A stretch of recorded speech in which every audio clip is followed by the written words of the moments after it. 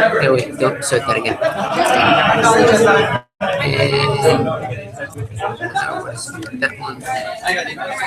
That one. Nope.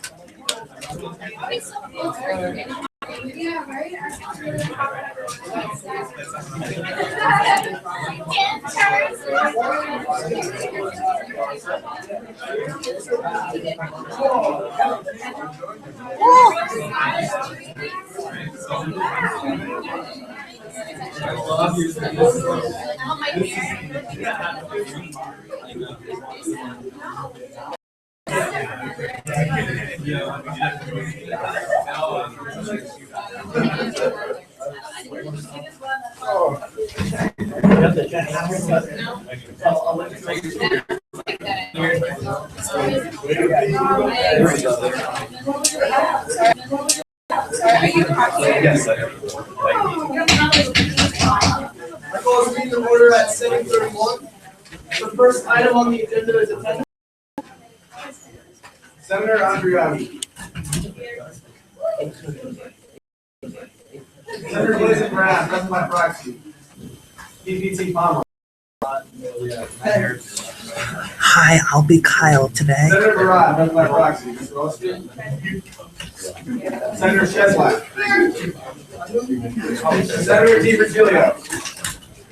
Senator DiVirgilio. Senator Fang.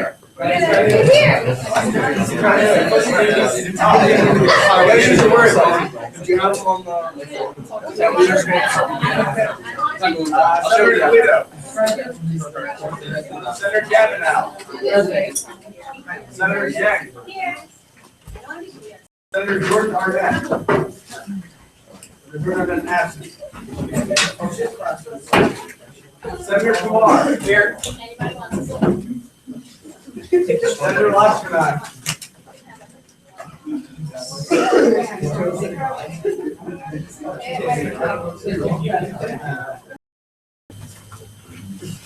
Moving on to item of the agenda 4.0, alliance process, which the acknowledgement. Senator Meow. Here. Senator Peters. Here. PPT Pomeroy. Senator. They allow students to network and form relationships with the community, and they hold a bunch of events which they can talk about. So they're. Senator, motion to, Senator Williams. Present. President McCarr. Yeah. Oh, I'm sorry, yes. Okay. Okay, I'm Matthew Giovanni, I'm the treasurer. My name is Elizabeth, I'm the president. And I'm Leanna Hesselback, and I'm the secretary. VP Myers. VP Myers absent. VP Pacia. President. VP Adelson. All present. Sure, I just want to say I think this club is important in terms of keeping the cultural, atmosphere within the French department alive. It's a small club, but we're trying to keep it growing, and there's a lot of students in the French department that need a forum to practice speaking the language, because as we're not immersed in a country where you speak French, we really don't have a lot of opportunities to go elsewhere to do this. And there's also some students on campus who are originally from France who want to have a place to go where they can, use their native language again, able to do cultural events that kind of emphasize, different events in France or other Francophone countries, so different places in Africa or Canada. So it's a great way to kind of bring some spirit of diversity, I think, to the campus in the arts, which I think is needed. I make a motion to acknowledge Sandra from the Great Group. Second. Second by Senator Kumar. Is there any debate? Seeing none, we move to the roll call vote on the motion to. Are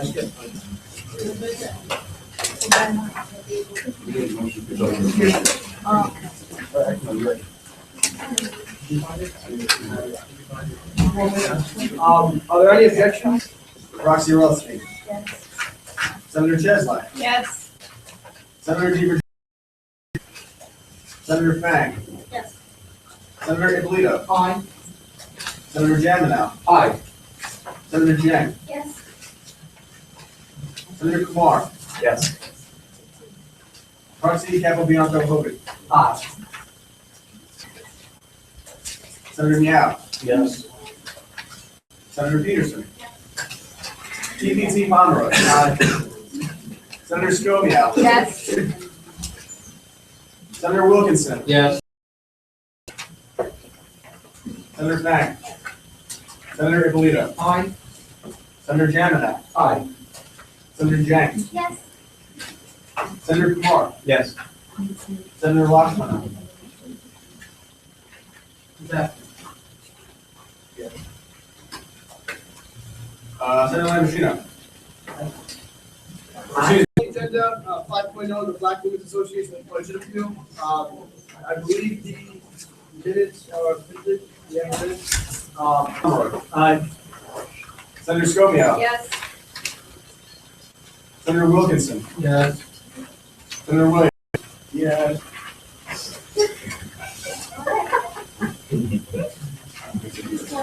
With a vote of 19-0-0, the motion passes. President Carr? Moving on to the next item on the agenda, the approval of April 15th Senate meeting minutes. Senator Fang? Second. Second by Trustee Pomeroy. Is there any debate? Seeing none, we will move to a roll call vote on the motion to approve April 15th Senate meeting minutes. Senator Andriaki. Roxy Seaman. Yes. Senator Cheslak. Yes. Senator DiVirgilio. Yes. Senator Fang. Senator Ippolito. Aye. Senator Jaminow. Aye. Senator Jiang. Yes. Senator Kumar. Yes.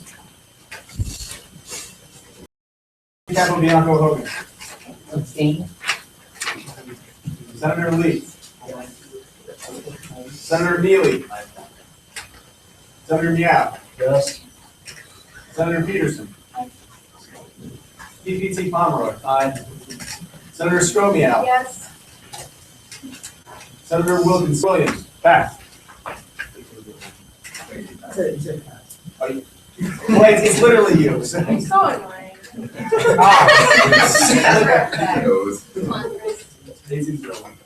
The vote of 18-0-1. You said no? The vote of 18-0-1 passes. President Carr? Can I ask a senator to amend the agenda, vote, point 5.1? I have a, student activity fee referendum that I was talking about. Senator Domino?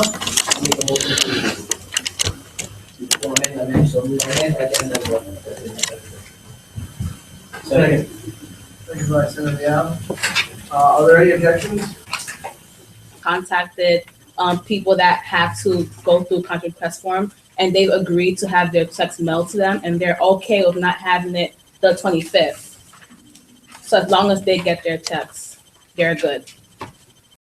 I mean, I think they could talk about this better than I can, but they said that they're a cultural language club for the French department, and they have work and form relationships with the community, and they hold a bunch of events which they can talk about. So they're.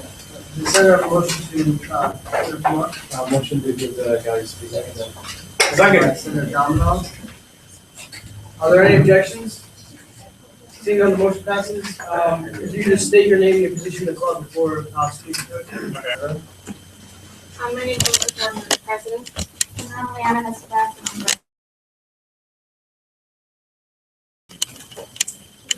Okay, so you want to give a commission statement kind of thing? No, I mean, like, we have the minutes, so whatever you went over with the committee we have, if there's anything, specific that you'd like to emphasize to the Senate, this is your time to do so. Sure, I just want to say I think this club is important in terms of keeping the cultural atmosphere within the French department alive and running. It's a small club, but we're trying to keep it growing. And there's a lot of students in the French department that need a forum to practice speaking the language, because as we're not immersed in the country where we speak French, we really don't have a lot of opportunities to go elsewhere to do this. And there's also some students on campus who are originally from France who want to have a place to go where they, use their native language again. It's also because we are able to do cultural events that kind of emphasize, different events in France or other Francophone countries, so different places in Africa or Canada. So it's a great way to kind of bring some spirit of diversity, I think, to the campus in the arts, which I think is needed. So, Domino? I make a motion to acknowledge Stony Brook University that Alliance Francaise a small group. Yeah, I make a motion to acknowledge it as well. Second. Second by Senator Kumar. Is there any debate? Seeing none, we'll move to the roll call vote on the motion to acknowledge the Stony Brook University Alliance Francaise de Stony Brook. Senator Andriagi. Yes.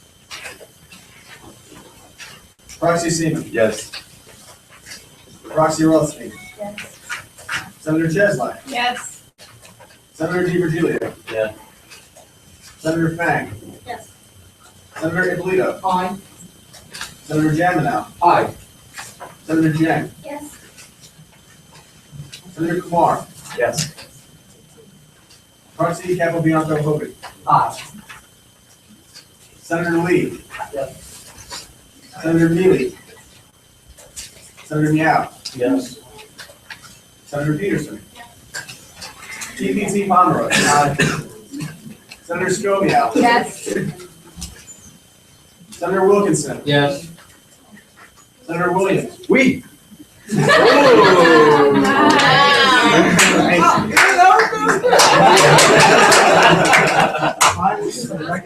With a vote of 19-0-0, motion passes.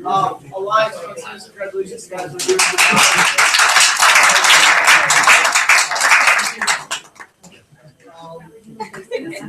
Moving on to the next item on the agenda, 5.0, the Black Women's Association Budget Appeal. I believe the minutes are printed. Yeah, minutes. You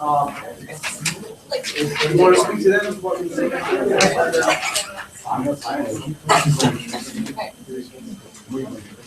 Alright, so for Black Women's Association, as many of you know, they lost time budget earlier this semester. They were reinstated to non-budget status and have now come back to ask for funding for their April 20th. So they came in on Wednesday. We set up an emergency budget hearing to try and clear them out. Budget committee, as I think police here to represent, they went through and conducted a budget hearing. I was able to do that because many of you saw I had like about a line of 60 people in for me. So they'll be able to tell you a little bit more in this discussion there. But I know one of the big things that we wanted to do is kind of have a larger discussion at Senate to gauge how you guys need to see this process going. So really make sure that you take a look at the items listed, make sure that you look at whether or not it's going to be feasible between them getting their budget possibly Monday or Tuesday, and between that time and you will kind of get to be able to actually get the items to that. Just make sure that you're really analyzing how feasible this is for different aspects.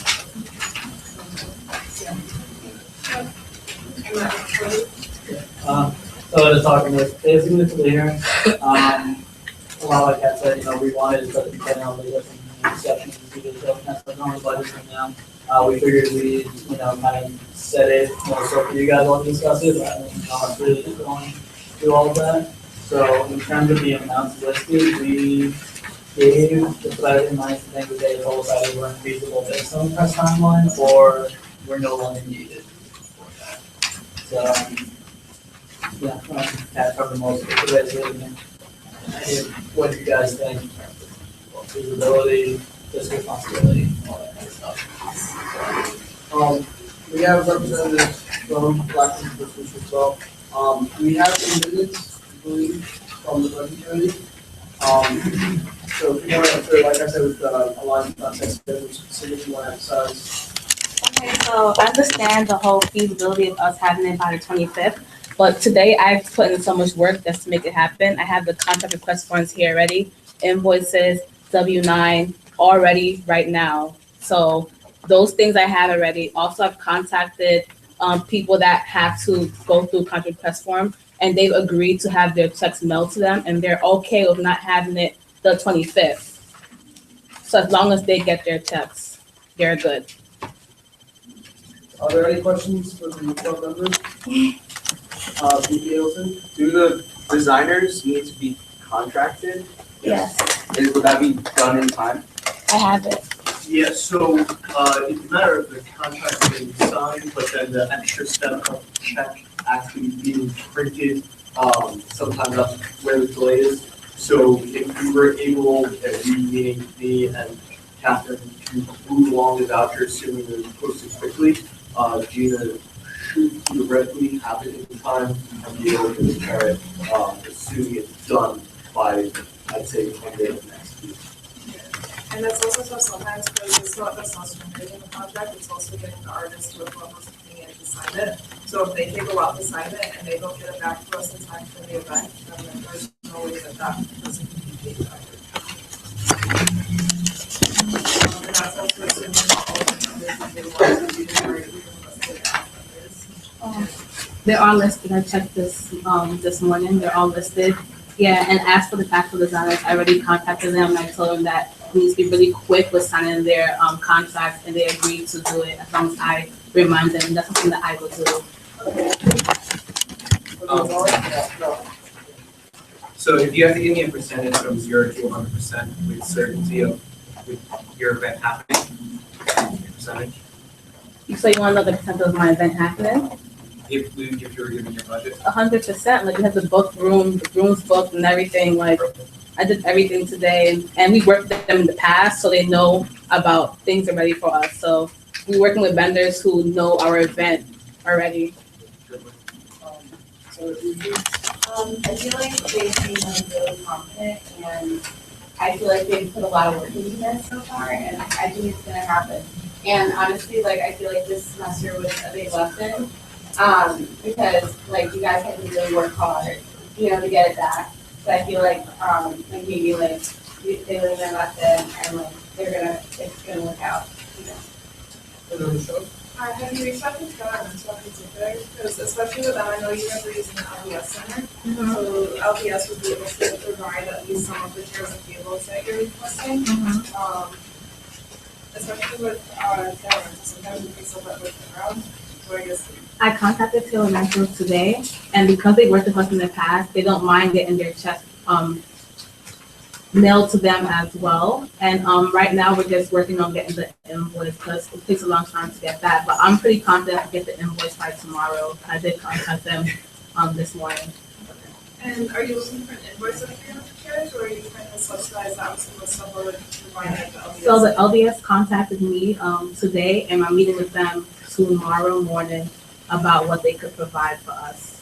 So I'm not really sure about that yet. One thing I would make a recommendation for is for the staging for 5,500-ish to reduce that. Because we do have AV staging, and Sandra, for example, put on a 10-hour fashion show earlier this semester, and instead of it costing like 5.5 bands, that only costed $630. So that might be a kind of cost savings.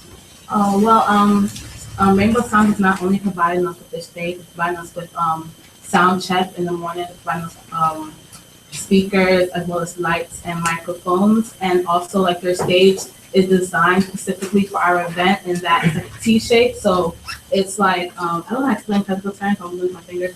It's like this really big T, and it has like a long like tail coming out from it. And I already contacted the SAC, and they said that for them to do it exactly like the Rainbow Sounds, it might be difficult for them to do it like that. And I contacted Rainbow Sound this morning. I was able to reduce the price to $5,120. So it's a little bit cheaper. I tried, but so yeah, the stage is, yeah. No, it's fine. Come on. My question is, based on kind of what's happened over the past year, do you think it's fiscally responsible for us to award you the full amount of the $12,000 based on what's going to happen going into next year as well as what's happening this year? So basically you're asking me if I think it's just responsible of you guys to give me the money? Based on what kind of happened over the past year with your budget. I think it's very responsible for you guys to give us the money for our event. Obviously, we've proven ourselves this whole semester, even getting our budget back, like, that was a long thing to do. For example, the budget application, we had 3 days to do the one for next year. We got that in on time. And we had to also do one for this year. And as you guys know, doing that application is tedious in itself. And we are students, and the fact that we got that done shows that we are passionate about it. And we had to meet with Catherine and talk to Taylor. It was expedited for us to get an emergency budget committee meeting. So that was work in my part to do that. And just to be present and at the meetings, like, I waited 4 hours last Thursday just for you guys to get, it was 24 extension for vouchers. So do I think it's responsible of you guys giving money? Yes, I do think I've shown myself worthy of it. I have to agree with that assessment. I have to agree with what Marissa said. This was a big lesson for you guys, and I think you guys really stepped it up, even this past month. I mean, I met with you personally 4 or 5 times this past month.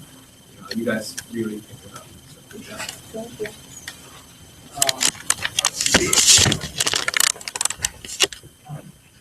I definitely would also agree that it would be, I don't see any issue with fiscal subsidy distributing the money to back online the status. If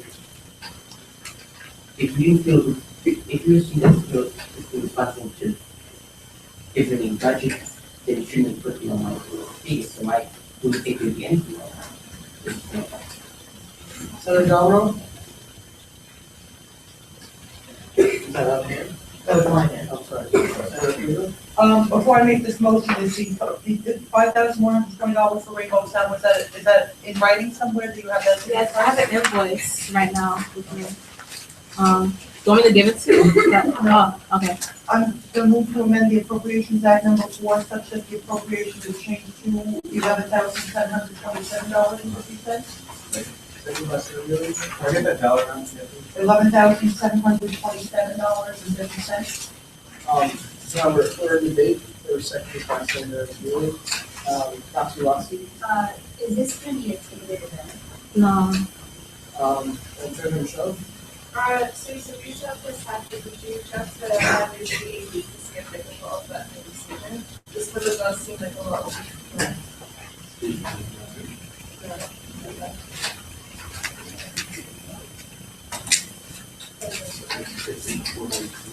Senator Kumar. My point of view with any club that's kind of struggled and then wants to come up is give them a test round and see if they're able to hold a successful event with less money. And then if they're successful this year, there's no reason to not increase them in the future. So with like large staging, obviously it won't be as what you wanted, but I feel like the facilities that we have in LDS Center, as well as staging, might be enough to have a successful event regardless, because I'm sure people want to come out to the event. It's going to be really successful because of the following that you have. But regarding the monetary values, I feel that if you are able to pull a successful event together with a less of a budget and whatever you have in the next 2 weeks, because you are running out of time, I think that's more, I want the senators to consider that as well. With the run out of time thing, like, I already have the invoice done. Like, if the checks can be printed out as soon as possible for the event. And talking about using the SAC facility, like, we expect 500 people to come to our event, like 400, 500 people. And the staging that the SAC provides is not big enough for everybody to see the stage. So I do want the students to have a good experience at the event. If they can't see the stage, then what's the point of them coming to the event? No? Well, like the stuff I noticed today, I wanted to evidence they have all the documentation that they need for the event. So I do want to remind you, and like this is something most of the members like demonstrate to be there with everybody on Wednesday. Is that like yes, it's like a lot more things put in as well as work on us too. And there's a common misconception that it's just like a button for us. It's really not. So I do want to make sure that you guys are aware that like you have like follow up. I mean, you guys have done good with that, but like you do have to understand that there is a certain level of fairness that we're looking this too, because there are clubs that do mess up, that have been enrollment vouchers for a long time, because there's a mass not coming through. So just like, keep that in mind. Yeah, obviously, I'm prepared to do everything on my side. I've done it already today. Like in one day, I never thought that I could get all these things done. I put myself to the limit to do that. So obviously on our side, we're willing to do everything possible for the event to happen. I understand that like you're really confident in like what you've been doing and you've shown us like due diligence, but at the same time, like, are you guys doing proper like board transitions? Because what's gonna happen when you're gone? Like, you have to make sure that the rest of your club knows how to do this and knows that they have to follow through. I've been in contact with Taylor is that her name?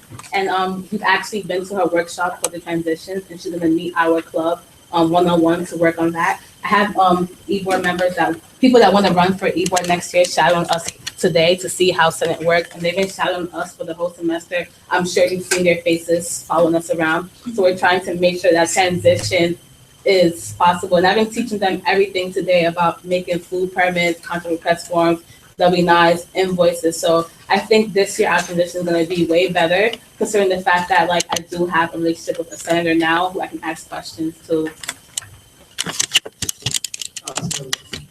This is mostly for budget committee. Does anyone know off the other hand how much money they're getting for the next school year?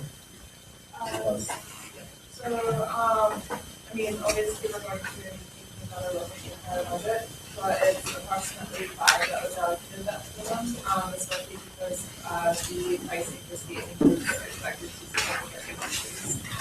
Okay, so I was just confused as to like why we're allocating so much money now for the next school year and not getting as much. So again, I wasn't presenting you what I was told. The idea was to bring it to Senate and see how you guys plan it and let it discuss. Yeah, I just want to speak on that because I obviously was not happy with that amount of money. And I feel like at the budget meeting, we had more time. It was just us. It wasn't just 15 minutes. We were able to explain to them more in depth as to why we need those things. And I think that they definitely agreed with us on that level. So we were planning on doing fall revisions, but if you have the opportunity to also meet with the budget committee and speak on that again, we would love to do that. So we're still in debate on Senator Rubio's motion to amend the budget such that it reflects their newly imposed guidelines. Just wanted to remind everybody of that. So there's no more debate. We'll go to a roll call vote on Senator Rubio's motion to amend the budget that is in front of us such that it reads $11,727.50. I just want to clarify, our budget, the Rainbow Sound is now, let me actually bring it just in case like the number is not correct. They have the invoice. Okay, it's 5,120 and we're allocated 12,000 something. I'll make sure the math is right on that. It doesn't seem right for me. Oh, okay.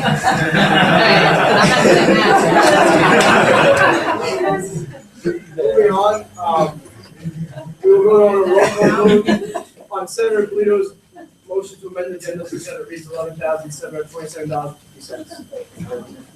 Senator Andreagi. Roxy Seaman. Yes. Roxy Rothstein. Senator Cheslak. Yes. Senator DiVirgilio. Yes. Senator Fang. Yes. Senator Ippolito. Aye. Senator Janinow. Aye. Senator Yang. Yes. Senator Kumar. Yes. Senator, Roxy Capobianco-Hogan. Aye. Senator Lee. Senator Neely. Senator Meow. Yes. Senator Peterson. PCT Pomeroy. Aye. Senator Scomial. Yes. Senator Williamson. Yes. Senator Williams. Aye. So on 1900, the motion passes. Now, back on the, I have a question. So I've made the vouchers, most of the vouchers already on Campus Line, and for some reason we're not able to sign it. Is that Yes, because we'll have to go to Okay, I'm trying to make sure. 'Cause we have that next- Yes. I move to approve the appropriations act number 4. Is there a second? Second by, Senator Frank. Is there any debate? Seeing none, we will move to a roll call vote. Yeah, I'm sorry. The appropriations act, just make sure it's the same amount you have. Did you think the appropriations? I think, yeah. Is there any debate? Seeing none, we move to a roll call vote on the motion to approve the Appropriations Act number 4, which reflects the amount of $11,727.50. Senator Andre. Aye.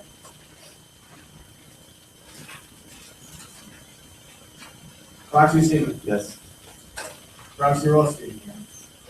Senator Cheslak. Yes. Senator DiVirgilio. Yes. Senator Frank. Senator Ippolito. Aye. Senator Giannino. Aye. Senator Yang. Senator Kumar. No. Can you repeat that, please? No. Roxy Capobianco-Hogan. Senator Lee. Yes. Senator Neely. Senator Meow. Yes. Senator Peterson. PPT Pomeroy. No. Senator Scomiao. Yes. Senator Wilkinson. No. Senator Williams. No.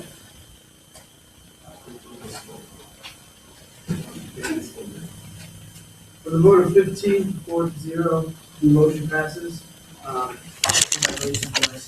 Thank you. Before we get to that, there's a comment from, Yeah, I'm passing for Taylor and I'm just sorry to just make sure that, if you have any questions, like she will work with you guys. Okay. Thank you. all right, cool. Yeah. Moving on to the next. Hi, item Taylor. on the agenda item 5.1. I know. I can't reach, I don't care. Agenda item 5.1, the, 2014-2015 referendum on the undergraduate student activity fee, presented by President McCarr. Guys, take it up.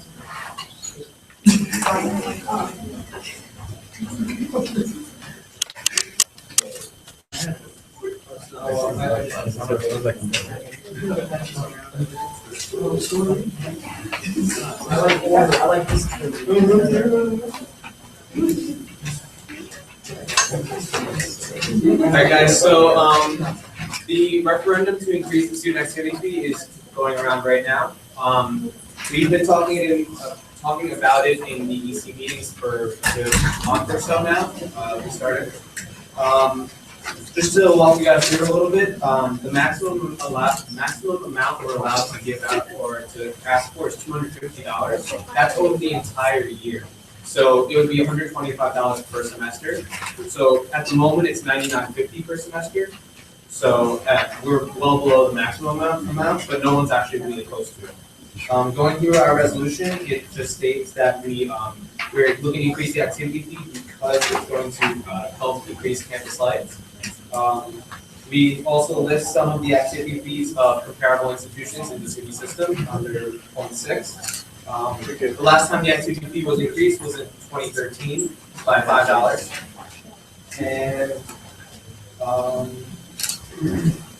that's about it. On the back, we are looking to increase the fee by $5.50, very similar to the last fee increase, 50 cents more just so we're at actual dollar amount instead of $99.50, $97.50, $95.50, whatever we were at. And that would bring the fee to $105 per semester. So that'd be $210 altogether, which is well below the $250 maximum amount. We think if this is passed by you guys, it'll be placed on the election ballot. And then from there, we would have to make sure we campaign to have this passed. Even if it isn't passed, the fee wouldn't go away. That's next year's vote and last year's vote. This is more just to increase the fee from 99 to 105. Other than that, we think it's a pretty easy sell in a way, because yes, like it's an increase, but it's not a huge increase. We're the maximum amount, obviously, I don't think we go that far. If it maybe $10, we'll put $5 is probably the most reasonable amount to increase the fee by. And So the reason why I was supportive of this particular number was that it gives us this flexibility to drive down costs for clubs and organizations if we invest in things like drapes, like we just approved for Black Women's Association. That costs a tremendous amount of money. If we can invest in something like that, it really can save us money across the board, as well as giving more opportunities for clubs to grow, because that'll give us more money to distribute across the board. So if this change were to happen, what would be the new? at the end of the day, well, yes, we increased, it would increase by $176,000 altogether. That's including both semesters. And then from there, if that money would be unallocated, it's up to the next year to figure out how to allocate that. But like Catherine said in the emergency senate meeting, it doesn't really make much sense to propose a budget thinking that we would increase the fee. I don't know that's not. Yeah, so it's 176 more.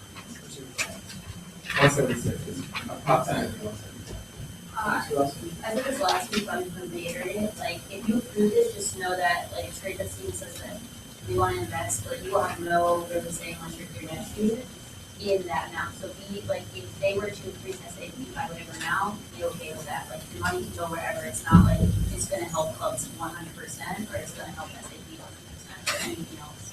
Just keep that in mind. It's up to next year's time.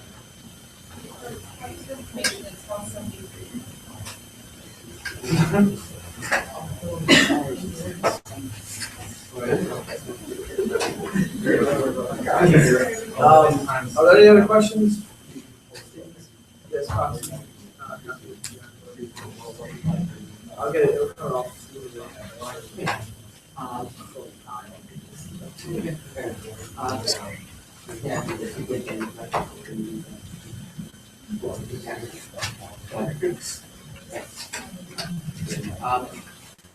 Okay, I was going to say,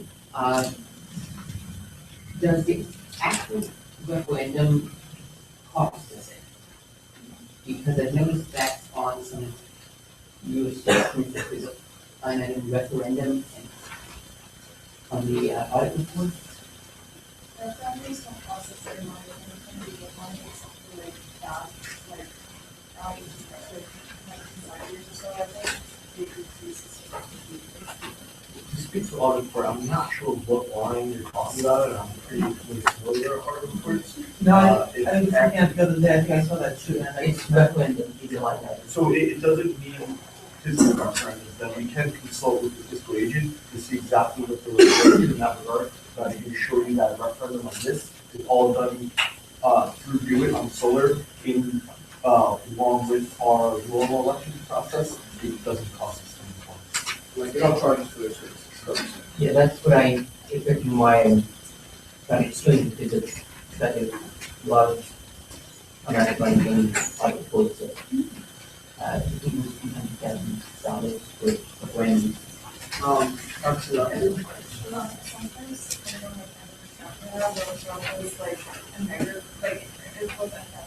No, it's a, yeah, I can. So I think we're talking about two separate issues. One is about this actual referendum, another is about the audit report. I don't think the audit report. So, Johnson? I'm going to put you on the spot with that, but do you think, if you've been wanting this increase, the median increase, do you think that you'll see a need to increase on budget? The increase is definitely not needed, but if students want to be able to, like, a lot of people were complaining that we were coming through for different events and things like that. If you want to be able to have those kinds of extras, those want items, you're going to need to have more money to fund those. Because as USG grows and develops, you're going to have more clubs joining, so more people to want piece of the pie, and then have more smaller piece of the pie, obviously. So, if you want to be able to continue holding as many events and quality will grow and have other events, you're probably going to need more funding. There are ways to get other events to make the weekly, but to make the weekly, which one is either way. Granted, you're not guaranteed to have an increase in your budget because from that, it depends on who you allow to increase to and how they use it. Senator Pluto.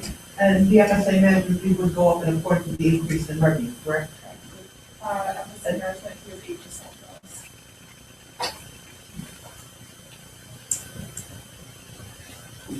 Are there any other questions? Comments? Motions? Comment? Second. Second by Senator Domino. Is there any debate? Seeing none, we need to a roll call vote. On the motion to approve the 2014-2015 referendum on the undergraduate student activity fee. Senator Andriaki. Roxy Stevens. Yes. Roxy Rolski. No. Senator Cheslak. Yes. Senator DiVirgilio. Yes. Senator Frank. No. Senator Ippolito. Aye. Senator Jaminow. Aye. Senator Jang. Senator Kumar. Yes. Roxy Capobianco-Hogan. Aye. Senator Lee. Yes. Senator Neely. Senator Meow. Yes. Senator Peterson. Yes. EPT Pomeroy. Aye. Senator Stromiak. Yes. Senator Wilkinson. Yes. Senator Williams. No.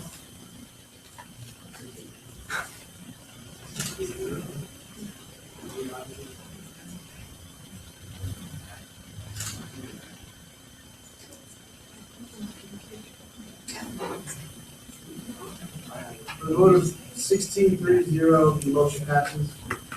Mr. Malroy. I'd like to move to amend the agenda. To add, 5.2, the appropriations act number 3. Is there a second? Second. Second by Senator Williams. Are there any objections? Seeing none, motion passes.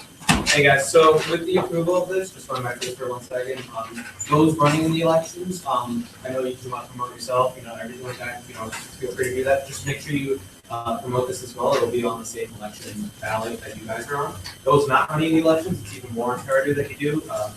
This is for the growth of not just the organization, but every club on campus. Of course, you can't guarantee that it will go to the president, like I said, but as a whole, our organization will grow from this increase, but only if people approve it.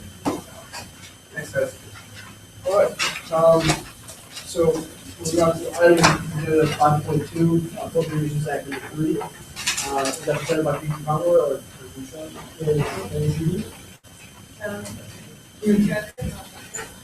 I'm good. So, on our budget meeting on Monday, it was, Taisha came to us and basically she's been trying to go through SAP to get additional funds for her senior class events. And we've, had some issues getting that, looking at president's office, a bunch of different places. And so she came to us and asked about potentially going unallocated funds. And after looking it over, we found that it would be, good idea since past tutoring no longer an active thing, and they only use the amount of money from it. So we were thinking to move the money that we were to secure it.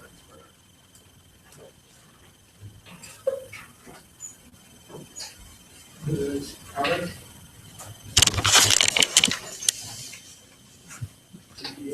I approve.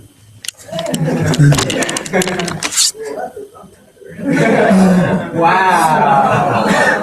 It's my money.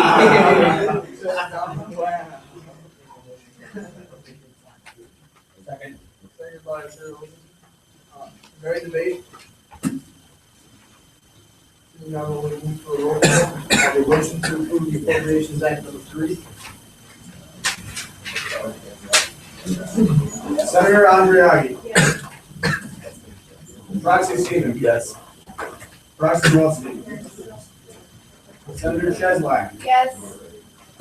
Senator DiVirgilio. Yes. Senator Frank. Senator Ippolito. Aye. Senator Jaminow. Aye. Senator Jang. Yes. Senator Kumar. Yes. Roxy Capobianco-Hogan. Aye. Senator Lee. Yes. Senator Neely. Senator Meow. Yes. Senator Peterson. Yes. EVP Pomeroy. Aye. Senator Scovia. That's your two others one. Your turn. Senator Scovia. Your turn. Yes. Senator Wilkinson. Yes. Senator Williams. Aye. Vote of 19-0, the motion passes. Senator Michelle, take it back. Great. Steve. Aye. Steve, your turn. Oh my God, What do you want to do next time on the agenda? It's the 2015 year. What took you the entire semester? Maybe we go. It's okay. Motion to table it. No.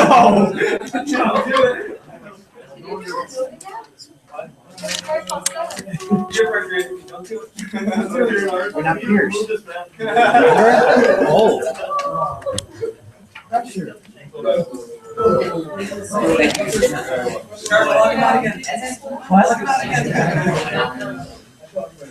was not me, man. Do it again.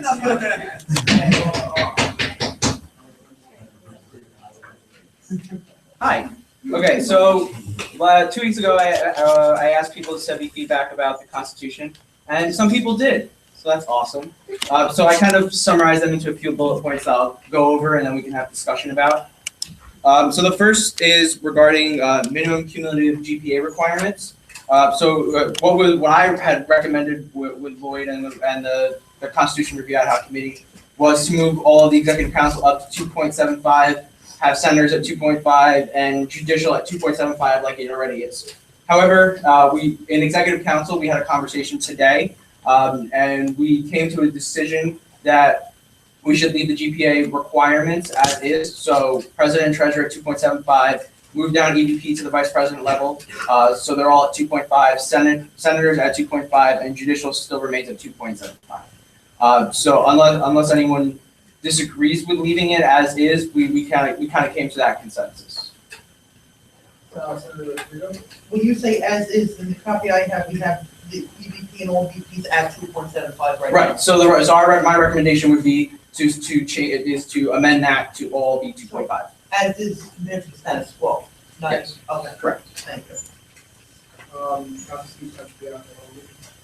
What was the reasoning between with the executive council, again, decided that, we need to wait?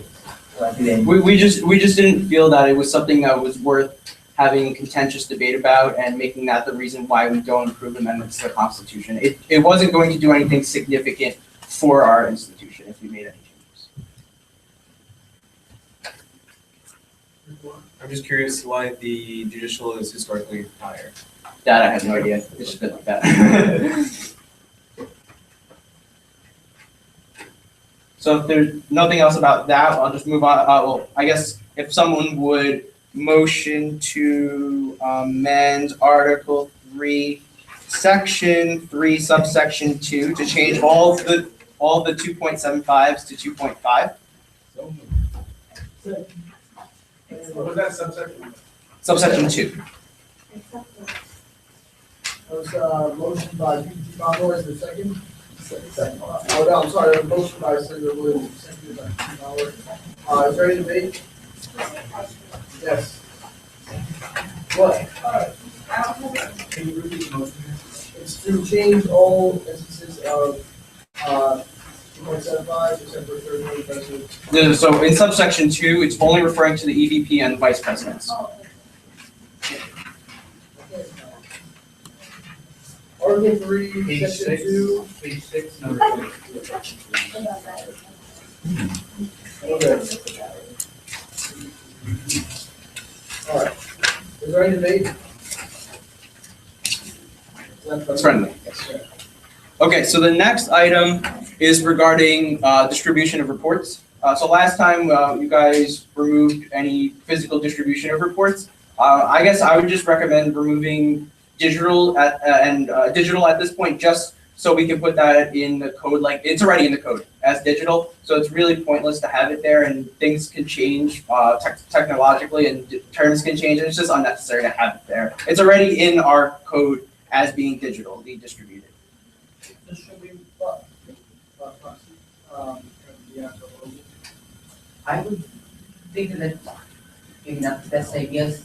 I think there should be some requirement that it be distributed still in the Constitution. Just because it's in the code doesn't mean that you should just put it in the code and not have it in the Constitution when it's something of significance that information actually be put out there. It should be, I would think it should probably be something, that should say in the Constitution when it's something of significance that you wouldn't want to just be amended and changed on a whim. So in terms of reports are always presented in some way, shape, or form. So in terms of how it's already worded in the code, it says that all reports have to be digitally distributed and physically distributed as of right now. So in the future, the future senators or the current Senate, if they so choose at another later meeting, want to change that, it's fine. But I don't think we need to specify the delivery system in which we do so in our Constitution. So would it still be specified in the Constitution that it be delivered in some manner? It is said that it is distributed via presentation or otherwise. Okay. I just think having some actual copy of something distributed as well in some manner is still a good idea. I mean, personally, I think just in general, any document that is handed out in a Senate meeting or anything like that should be posted somewhere on the USG website, but actually, goes along with a Senate meeting regarding that. So in terms of reports, they have to be made publicly available anyway, and that's specifically for our website and other meetings that we deem appropriate. So we are accomplishing the publicity of that. It's a matter of simply enforcement, which has been done successfully this year. Not everything, but yeah. Let's say it hasn't been turned up to date. Yeah, we're just talking about reports right now. Okay. So just in terms of my previous recommendation, if people would be willing to just simply strike any reference to digital in the Constitution, just because it's already in the code. Second. Thank you, Vice Senator Williams. That is friendly. Okay, Senator Polito? Why would we not strike physically instead, as well, or instead? We struck physically 2 weeks ago. Oh, that carried over? Yes, Is that- because it was just tabled. Okay. Yes. Okay. Next item is the dissolution of the Vetting and Communications Committee. So a couple of people had asked about that. So the reason behind that is the primary use of the Vetting and Communications Committee has really been for the purpose of vetting. And seeing that vetting is a legislative process, it made sense to us to consolidate that component into the Rules and Legislative Review Committee and have less committees while also increasing the number of senators on each standing committee. So we don't have any issues of not having quorum or just having more engagement in the specific committees that we have. So everything else, all the other committees would remain the same. We just reduce the committee by one and just amend one particular. So the Office of Communications will not have a committee. Right. I mean, Student Life doesn't technically have a committee either. It's SAB is just an agency. Do you know VP Chung's opinion? Yeah, that's fine. Yes, we had this conversation. Yeah. I wouldn't do that to him. Yeah. Okay. The next item is yes. So can you propose that we don't have any for communications, can you propose that we compare instead? Like, you're not sort of like, between staff and Right. communications office and have a committee. Do you want to propose that we co-chair I just didn't really, what? I didn't. No, Yeah, I don't. Co-chair of the Senate? No, not Senate, the committee. The ledger view. No, in the Constitution that I'm proposing, it makes you the chair. Yes. So, no, in this revised Constitution, the EVP is the chair of ledger view. In terms of, what, your question, it didn't seem like a responsibility of the communications and public relations team, so having co-chairs just makes it a little more complicated than. Yes.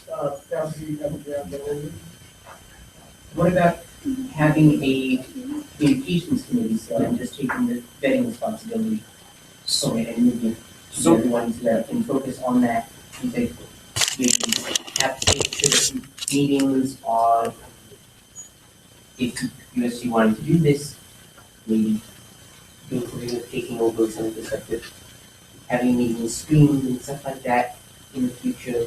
That won't be last year's effort.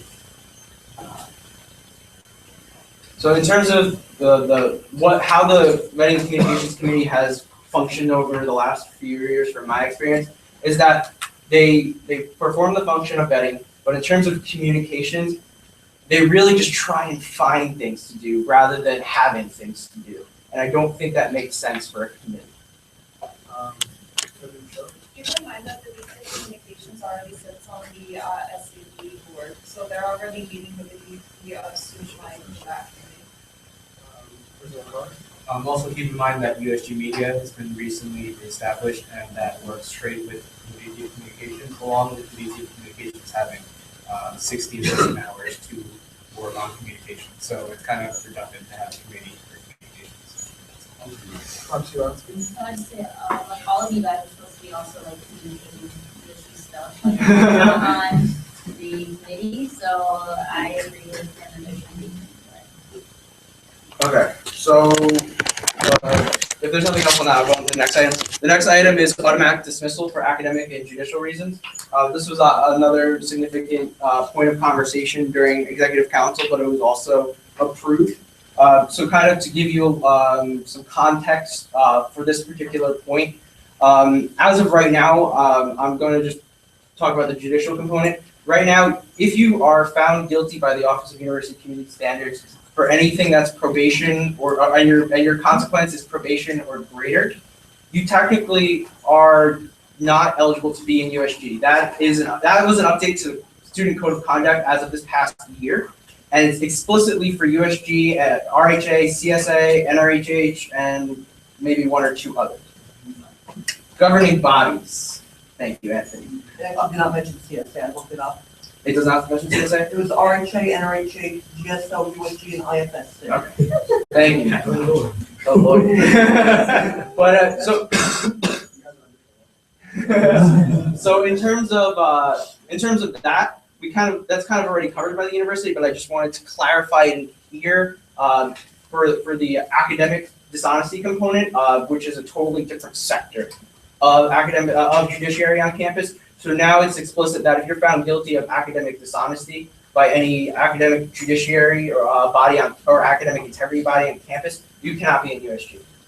So in terms of how we would be informed of that, that's something the procedure for doing that. We kind of have a traditional procedure, but we will refine that in our code as well by the end of the semester, I feel. I have a question.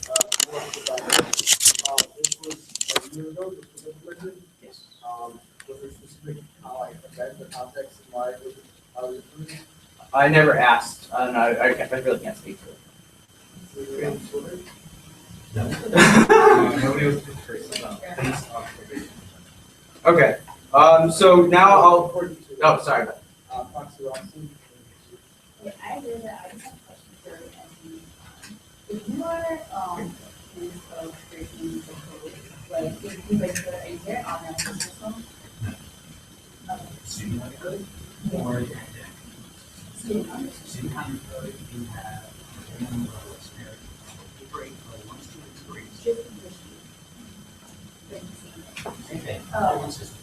So level one hearings can be heard by an administrative staff member, level two hearings can be heard by an administrative staff member, or a hearing panel, which is student faculty staff. Level three, which goes to student faculty staff hearing. But it's not automatic. It's not automatic. Okay. No. No. Last line, no, which one? There's an academic judiciary hearing, it all times goes before people, where Stephen and could, depending on the severity of the case, it could be read as the initial hearing, as opposed to the board, I think states like that, the board will particularly the options.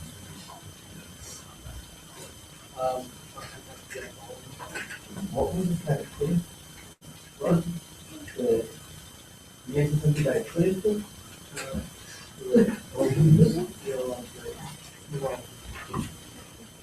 Okay, so I'll go to the other side of the whole puzzle, the academic side. So this, the reason why we were really harping on this part is because how it's worded right now is up for debate in the judiciary. The judiciary decides one particular thing, but we believe that your academics should not be just whether or not you stay in USG based on your academics should not be decided by a fellow student, because they don't necessarily have that best interest at heart when it comes to your academics. And we really need to make sure that the academic component and the judicial component, which was already covered, are really set aside. No! We're good. From the USG side, from the professional side. So what the recommendation is to, if you fall below the minimum cumulative GPA requirement to be in USG, you are automatically dismissed. How it was worded previously, it didn't say cumulative, and so now we're just clarifying that if you have a good GPA and you have just one really bad semester, you can still be in USG. It doesn't impact you, but if you do fall below the GPA requirement, you would not be in USG. Other components of that particular sector, we haven't had issues, but it has happened in the past where students have transitioned from being a U4 standing to a G1 standing while being in USG. So technically, they're not paying the student activity fee, and so they shouldn't be in USG. So this procedure would effectively make that happen. Same thing with full-time status. It really wasn't necessarily checked whether or not you were taking the full 12 credits in order to be considered full-time, but this would allow that to happen as well. Is there any other questions? Cool. Okay, so the next component is office hours.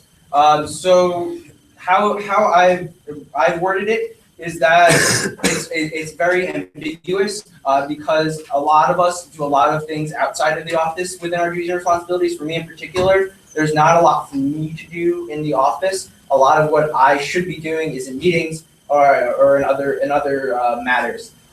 So I felt that it was appropriate to leave it up to the administration to decide whether or not what you are doing is conducive to your duties and responsibilities, and then determine it from there, rather than the Constitution saying you have to be in the office half the time no matter what, when that time may be able to be used more productively.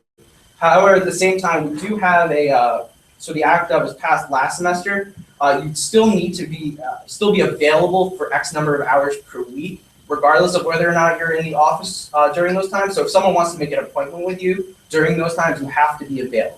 That's how I envision it happening. So you're still available, but if no one is coming to you in advance and saying I want to meet with you, you're not wasting your time. Does that availability have to be supposed to be in the office though, or can you meet that person theoretically anywhere? Theoretically, you can meet them anywhere, but you have to be explicit in saying you are available during these times. Okay.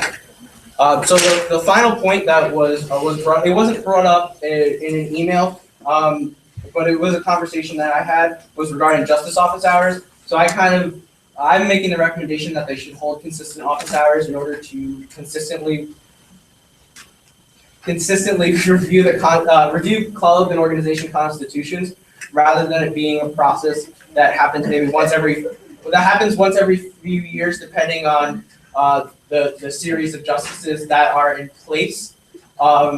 However, at the same time, I'm not opposed to changing that to being on a case-by-case basis again.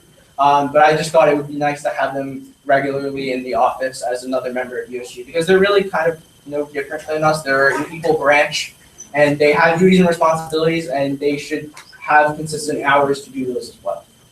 So I'll leave that up to you guys to go back to what it was previously, or keep it with what my recommendation is. well, our recommendation, sorry. Senator Moore?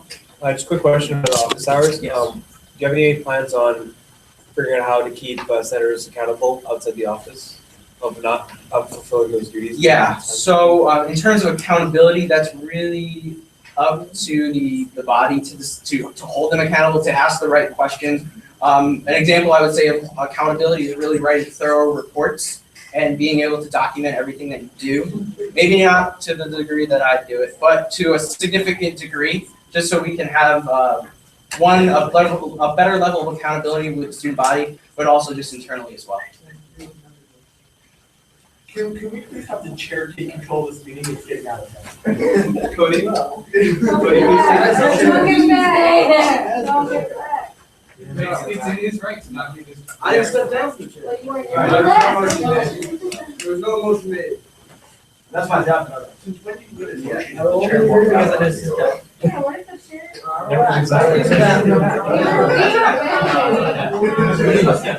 Next time. Cody. You abandoned us. You abandoned us post. You just have to know. All right, Steve, come on. Okay, so just because there's some conversations going on, I just want to just remind everyone so we're all clear. What my recommendation is to change the justices from a case-by-case basis to an hourly basis.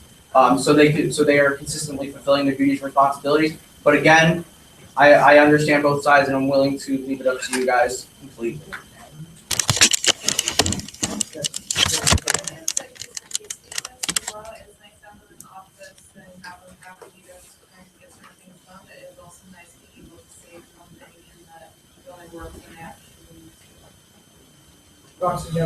Hogan. Why not some kind of a compromise with a certain amount of regularly scheduled office hours? And then in the event there is a case, increase for Yeah. So in response to that, it would just get too frustrating with the whole budgetary process if we start mixing hourly wages with stipends for one particular person. It's not. I don't think it's necessary, in my opinion. So So we need to follow up to, your report to Steve Council. I suggest that, no, it's, it's. So we'll do some policy. Chair, if you'd like to ask for a point of inquiry regarding this conversation. You're on the right. Yeah. So that's, what do you think? Let's know what we just said. If you compromise, perhaps maybe have regular scheduled office hours, in addition to extra hours in a case of. And then, and the point that was made by Steve. He's saying essentially, yeah, that you prefer to change it to an hourly basis on a case-by-case basis, if I'm understanding that correctly? yes, but to his point in particular, it just seems a little frustrating and complex to mix hourly wages with case-by-case wages. So that's already done within, our kind of system with it, especially when it comes down to the budgeting process. So I don't think that would really be an issue at all. One concern that, we just brought up is, the idea that in the past, judiciary used to consider every single constitution a court case. So I think what needs to be presented instead of like paid by case, paid by a certain number of hours, and I think that there should be a system in place to make sure that there's not losing that. Can I ask Catherine a question? Catherine. Another question. Yeah. So in terms of what you just said, would it make sense to do what I'm proposing then? As set office hours, I don't think it makes sense to require them to have set office hours if they're in these.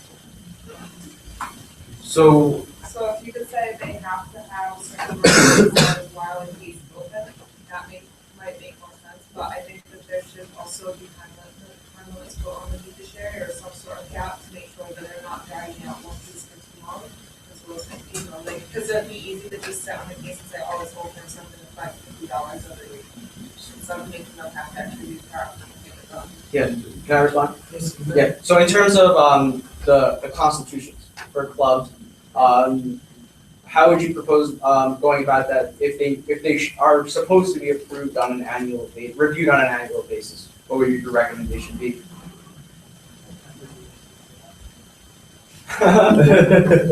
So, like, again, it should be done like semi-hourly, but, in my opinion at least, like, if people in time, like, it's tough because they're not like their appointment. Which is really different. Tom is. So if you want to do. Administrative Director Paramount? My apologies. So if you're looking to do case by case, and I think you're meaning to say, more so whenever there's an active brief filed, or whenever there's an active brief present with the judiciary, then there'd be some different compensation. You just need to be careful about that, whether you do it that way. So, in terms of what's on the floor, it's still in the format that I'm recommending. But again, I honestly don't know what other way to word it in. It seems that it's kind of, the payment would be based on whether or not their case is open, but at the same time, they're supposed to be reviewing the constitutions on an annual basis, and that should be happening throughout the year. It should not be crammed into like a month or so they can do a really thorough job. So maybe changing what the number of hours may be appropriate, but at the same time, I really don't know what other way to do it and still accomplish the goal. Which section or and subsection, so the Article 5, Section 5? Senator Polito? Would it be as simple as adding to Article 5, Section 5, 2? All members of the judiciary shall complete a minimum of 2 hours of office hours each week when there is a case pending before the Supreme Court. Commissioner Paramount? Good, you want to speak to your point while you're at it? I mean, I think we kind of hit home the point that we're getting at here. You just want to be careful, by hourly, yes, it could be drawn out. So you want to make it some sort of stipend so it stays limited with a far amount of hours during the time in which you know that they're actually involved.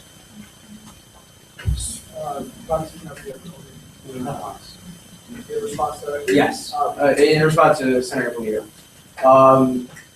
So in terms of what you said, I agree, and I think that would work. Should we update subsection A instead, defining what office hours would be for the judiciary, to say that office hours shall be defined as circumstances under which a case is pending in Supreme Court? Should I make Senator Polito, do you want to speak to that? Can you repeat that, please? So changing what it says in subsection A, to say, so office hours shall be defined as circumstances under which a case is pending with the Supreme Court. I'm not sure that makes much sense because you're saying 2 hours of office hours, you're defining office hours as a circumstance, not a frame of time.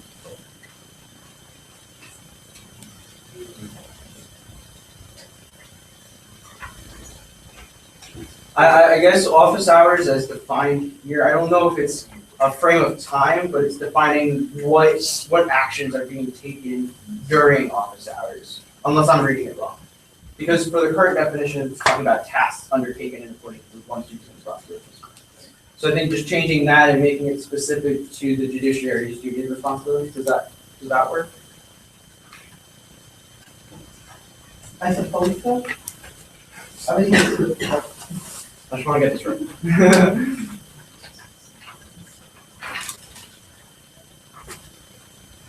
So I'll let you go over that, the report by proxy, Capobianco-Hogan, and then you get to like think about it. Regarding administrative, regarding point, sorry, I'm trying to phrase this. What if you have a case that is taking a particularly long amount of time and is legitimately taking more time than a normal case would, it would seem like to just have a hard cap on compensation if a case requires an extended amount of time to heal. So in terms of that, that's when accountability comes into place, checks and balances. So the Executive Council and the Senate should hold them accountable if they're not doing their job in a timely fashion, as well as there are force resolutions in place to say that the Senate and the Executive Committee are not supportive of the time in which the judiciary is active. So you think that would be reason not to go to the Administrative Director to Can I yield to Administrative Director Kernbauer? Okay. So I think my point that I was getting out, my suggestion originally, was that during the time frame in which there is an active case, in order to be paid, there must be a minimum amount of hours during the given week to then get paid. So if, that would be 2 hours, let's say, as long as they work 2 or more hours while the case goes, then they get paid that stipend rate for that. So in response to that, that's exactly, I guess, the point. So if a case is pending and open, then the judiciary members would get compensated for 2 hours a week, at least at minimum wage, depending on what we write in the code. And then at the same time, based on this, the associate justice would get paid for 4 hours. The chief justice, my apologies.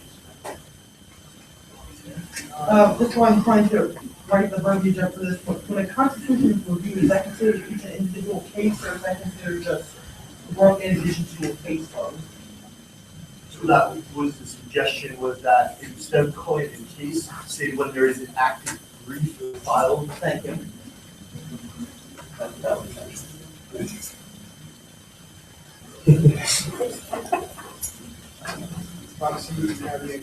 there might be maybe it's going to be stuff again on the computer, but like usually like at work. Shuts down and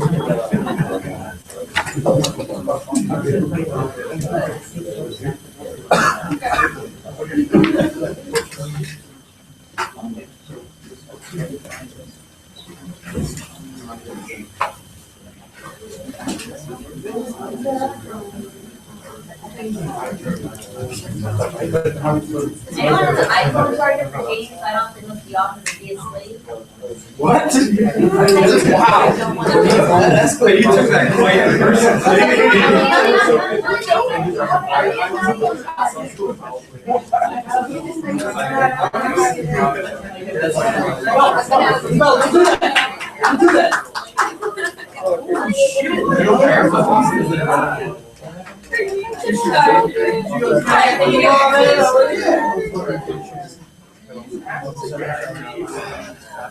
Thank you,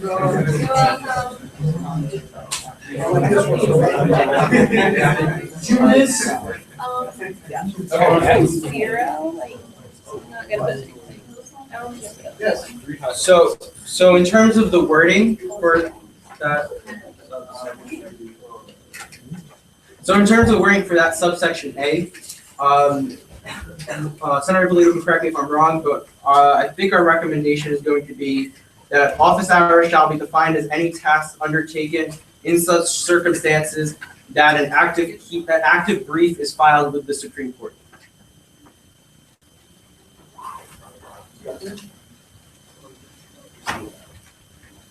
You want to just repeat it one more time? Yes. So office hours shall be defined as any tasks undertaken in such circumstances. I'll say it again. Words are hard. Words and math are really hard.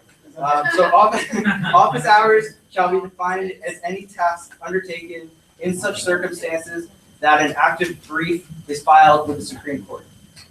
Is there a time frame or no? Proxy Capobianco-Hogan. it sounds like it's kind of vague, maybe something specifying pertaining to that.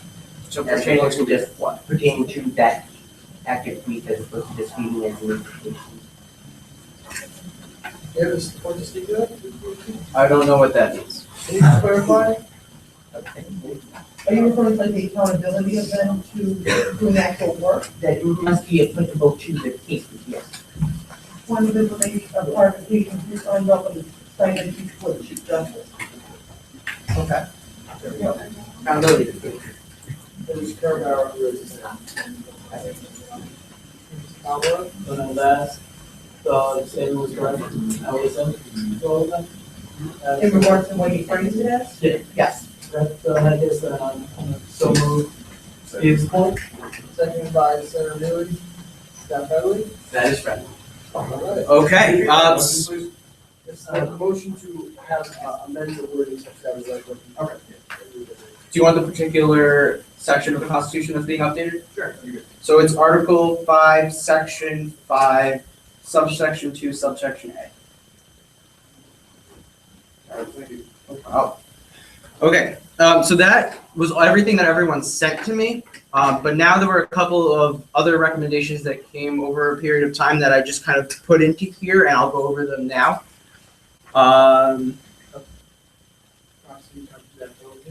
Just before you start, there was in Article 1, Article 2, Section 1, subsection 1, on page 1. On page 1? Yeah, page 1. The Article 2, Section 1, subsection 1, line 2, it says, activity act shall be members. Okay, so in regards to that, And I'm trying to get through everything else that I have already been recommended, and then I'm gonna go into that because Senator Ippolito already brought that to my attention. Yeah. But first, I wanna go through everything since I'm already still presenting a document. I mean, Steve has every right to make an amendment if he wants to. Is that what- But I'm in the middle of presenting a document. So I still have stuff I have to discuss first. I mean, it's a changed document, so if he wants to make an orthographic amendment, he has every right to do so. If that is your intention, obviously, Capobianco. Is there a second? Second by Senator Polito. Is that friendly? No. Okay. Is there any debate? Can you just reiterate the motion? Okay, it's, I'd like to amend Article 2, Section 1, subsection 1, which currently reads, all undergraduate students at the university who pay the undergraduate student activity fee at shall be members of the undergraduate student body of said university. The amendment such that it reads. Subsequently, all undergraduate students at the university who pay the undergraduate student activity fee shall be members of the undergraduate student body of said university. So Kyle, just to clarify, you're deleting the word "at." Yes. Did I do that grammatically logical? Seconded by Senator Polito. Is there any debate? Yeah, I know, that's fine. Is there any debate? Seeing none, we'll go to a roll call vote on the motion to amend, Article 2, Section 1, subsection 1, such that it reads, all undergraduate students at the university to pay the undergraduate student activity fee shall be members of the undergraduate student body of said university. Senator Andreotti. Senator Blake, Francaise. Yes. Francie Rossi. Senator Chesler. Yes. Senator Giulio. Yes. Senator Fang. Yes. Senator Ippolito. Aye. Senator Gemina. Aye. Senator Jang. Yes. Senator Kumar. Yes. Roxy Capobianco-Hogan. Aye. Senator Lee. Senator Neely. Senator Meow. Yes. Senator Peterson. Yes. PPT Pomeroy. Aye. Senator Scromio. Yes. Senator Wilkinson. Yes. Senator Williams. Yes. Vote of 18-0, the motion passes. Senator Lockhart. Oh, he didn't know anything. Oh, Senator Lockhart. Present as of 8:30. Sorry. As of 8:30? You've been here for a while. Alright, Yeah. you wanna call for a revote? No. Good guy. Thanks, man. Yeah, volunteer. So just just Brian, for the record, the only reason why I deemed it unfriendly, not because of the change, but because of just a matter of respect. Okay, we're still gonna put that in minutes? Yes, okay, thank you. So the next point that was brought to my attention, a number of which were brought by Treasurer Michaud. I meant no disrespect, I just thought we might want to handle that since it's at the beginning before we continue to move on to all of the other changes. And my response, I guess, would be okay. So the next point is on page 11, and that would be section 7, subsection 1B, Roman numeral 2. So it's right here. I just bring it up here for all you guys to see. Page 11. Page 11. Yes. So these were all just recommendations made by. Zoom, maybe it'll be easier. Oh, more. Yeah. That way, if you do want people just to look at the screen instead of their copies, it can, if you get rid of that, there's a Zoom button right on the. There's also. Wait, there's a Zoom button on here? Yeah, right there, to the left, top left. View full screen. Not on the computer, but on the toolbox. I'm not good at this. There's 100% right there. Right Oh! there, under insert. You want to insert more Oh, than thank you. Whoa. Oh, you want to insert less than. You also do full. Does that work? Yes. Technology. So these recommendations were all made by Treasurer Michaud to me at another time, and I personally deem them all friendly, but you would obviously have to motion to do them. So in this particular point, so that any decision staff-wise that is made by the by USG is made by the president on behalf of the executive council, but we just want to add that it's in consultation with us. So we kind of have that say, but we don't have it. We wouldn't have an obvious say in the decision. Would you like to include all of these then? And just bundle them all? Yeah. Okay. Does anyone have any issues with this? Cool. So the next one is here. So it's under the president's duties and responsibilities. The recommendation was to add an I that says shall be responsible for strategic initiatives of the USG in consultation with the executive council as outlined in the Constitution or any other legally binding documents of the USG. It's just to make sure that we're kind of heading in the direction that we need to at all times, and that there's somebody always in, the head of our organization is keeping that in mind at all times. Any issues with that? Cool.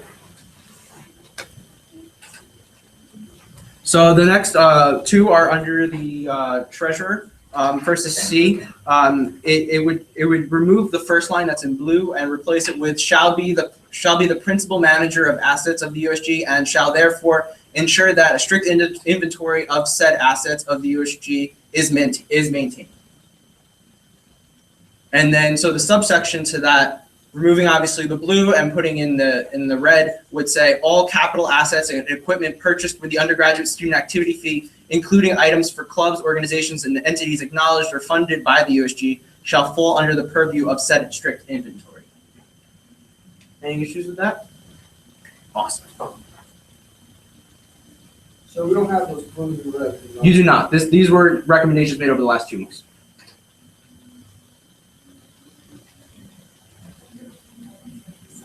Oh, there were? Oh, that's later. That's later in the document. Yeah. If you use the arrows, it might scroll a little slower. The arrows on the computer itself. Ah! Wait, why'd I go up when I went down? It's because where your clicker was. I don't want to do this. I just want to scroll. I'm not good at technology sometimes. Page up, page down, key maybe? And Oh, page up, page down. Also, I don't want to miss anything. here's a mouse. Kyle, I'm good. You sure? Yeah, I'm good. Okay.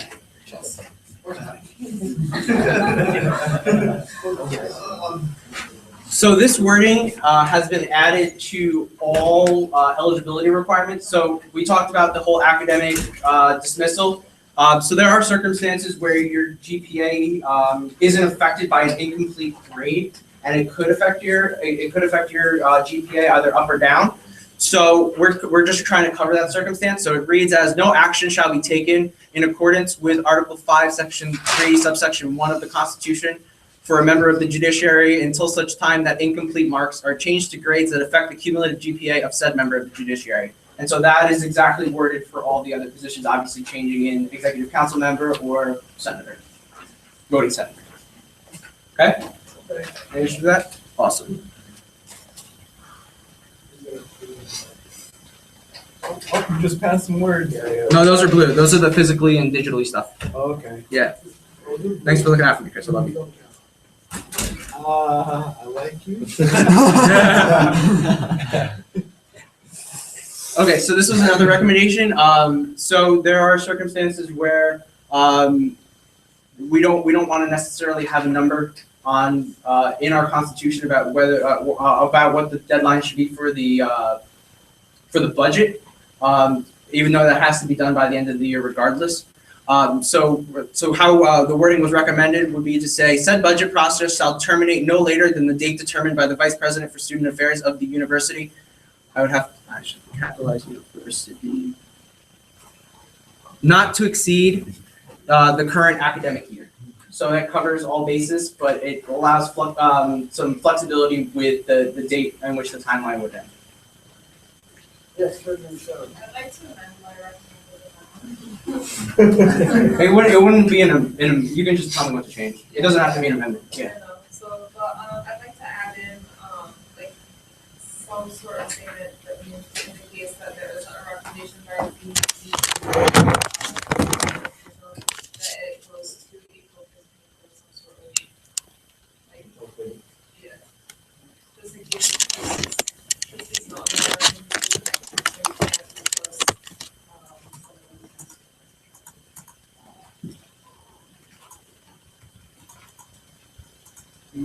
Why like managing? That's what's saying, and then everybody's kind of aware that that's not happening behind this, that way, because it's wrong, like doing it for or like waiting all the way till everyone has finals and then, and of course, you would have a little bit before that, because people probably don't allow it to happen that much further after that date, right? So it's like, it's reasonable, like, I like to do it, because it starts off after spring break. I mean, the tough is much time, but it makes sense to do it.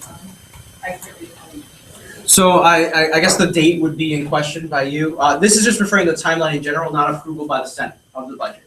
So I'm writing that in the event that the Vice President for Student Affairs of the university shall not make said recommendation, or shall not make said determination, said budget process shall terminate no later than the 30th of April of the current academic year. I'll leave the date up to you, honestly. Okay, so there's two different dates on this, from that constitution currently. The first one is April 15th, which is when the Senate has to approve it. In the cases where the extension can be made, it's with further approval, both by Senate and the constitution's approval. So that's the 15th, and then the other one we have is the 30th, where everything has to be done by. So we would just want, I mean, that date first. I would just like not sure if you want to specify that one or keep with the 15th for the Senate. So does the ending of the budget process include certification? But approval of the budget would be the 15th. It includes setting it all for certification. So for example, as to certification, but you know, I have to come back with the date for you. Okay.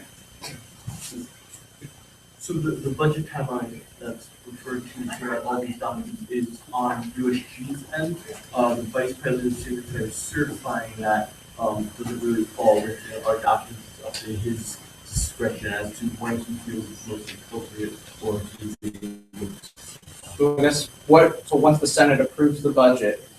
And so you have step one where Senate approves it by 15th. If they don't, then it needs to be House of 30. Right. Okay, so I guess that's what that number has in place. Okay, that works.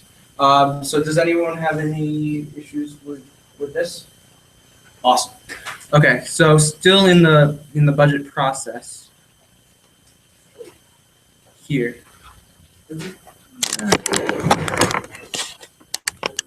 So again, for the 15th of April number, we wanted to provide some flexibility. So again, if the Vice President of Student Affairs determines something otherwise, that would take effect, or the 15th of April, as it's written here.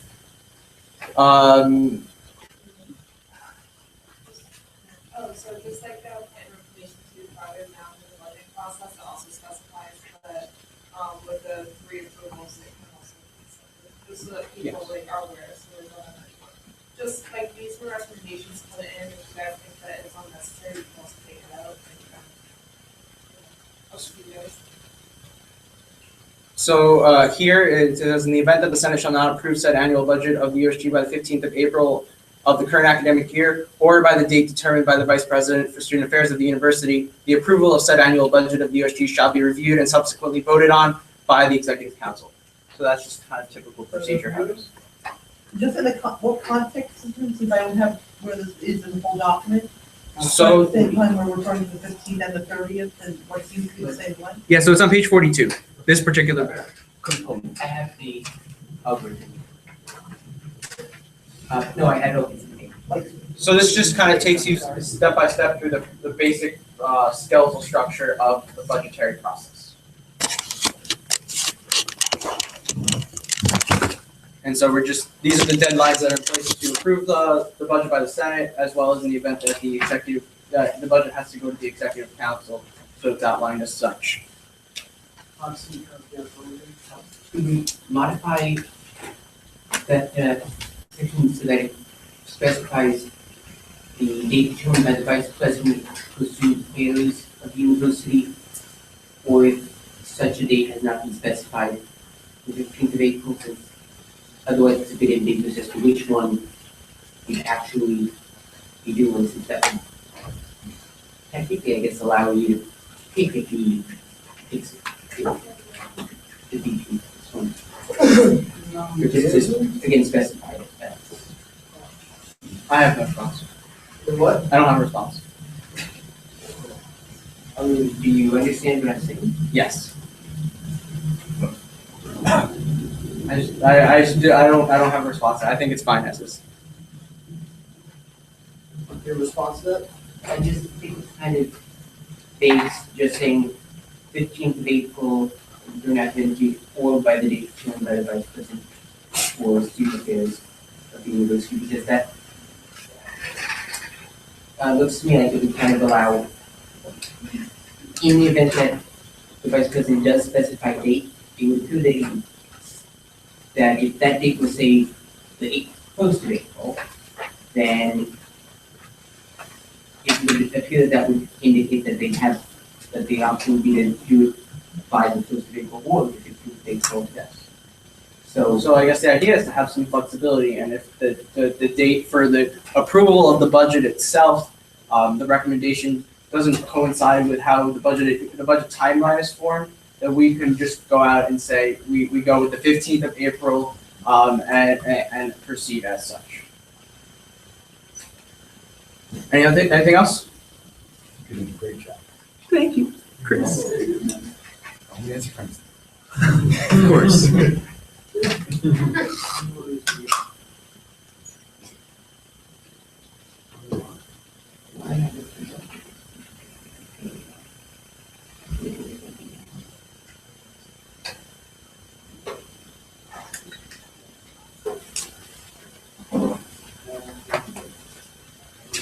That's it.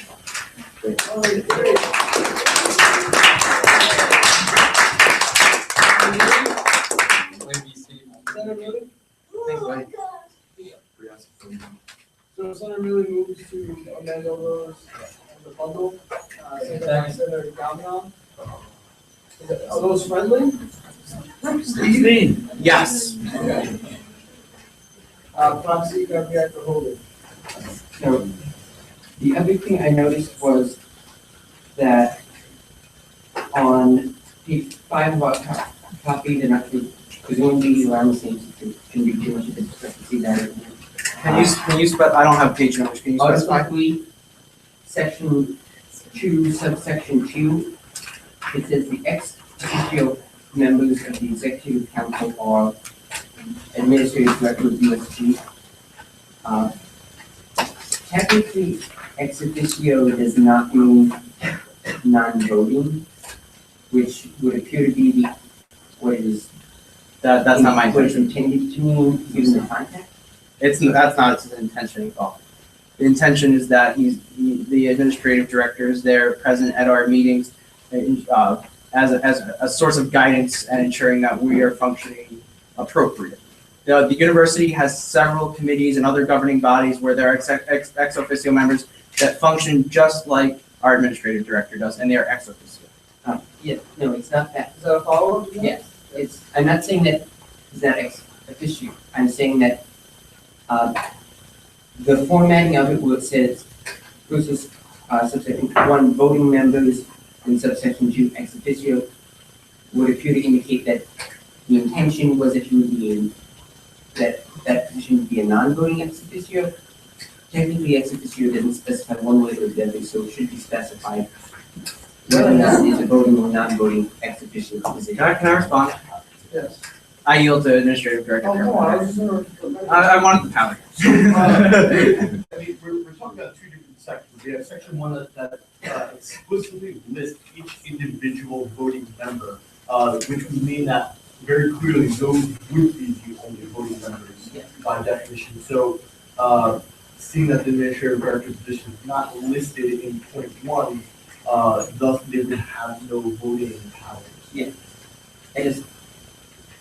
It's all viewed the same, voting and then ex officio are not the same, non-voting ex officio. I think it's a matter of semantics, but by having it separate, I think it makes it pretty clear what the Sufficient for that, though. Proxy, Proxy Capobianco-Hogan? Yeah. Are you omitting the motion? And people want Can you make the motion? Yes. Motion to specify the non-voting ex officio members of the executive council, we just need member. Okay, okay. The non-voting ex officio member of the executive council is. Can you, motion for the motion, I mean, the motion to To specify? section, Article 3, Section 2, subsection 2, the non-voting ex officio member of the executive council is. Okay. So as opposed to the plural R, we'd like that to be singular. Is there a second? Second by Senator Lee. Not in its current form, absolutely not. But my so recommendation, on today's. no, I think he's adding non-voting to his wording. Non-voting is. No, so that's not friendly. My recommendation would be to change the ex officio member of the executive council is, if you want to do that, but I would not feel it necessary to add the word non-voting. All right, we are in debate on. Point of information, can he rescind his motion? Because it sounds like he seems it's reasonable. That's up to him. Yeah, we didn't, can I amend my motion? Simply implement section 2. The ex officio member of the executive council is. Just point of information, just if you rescind your motion and make a new motion, it saves us time. Okay, rescind the motion and motion to. Lee, Senator Lee, do you see your second? Yeah. Thanks, buddy. All right, okay. You know, rescinded. Now there's no more. Okay. Now you need to make one. Proxy Capobianco-Hogan. Motion to amend Article 3, Section 2, subsection 2, the ex officio member of the executive council is. Is there a second? Someone second. Second. Is this friendly? That is friendly. Okay. Moving on. Are there any other motions? On the document? Senator Domino. Make a motion to approve the 2015 USG Constitution. Second. Moved by, Kumar. Is there any debate? Seeing none, we'll move to a standing vote on the approval of the 2015 USG Constitution Act.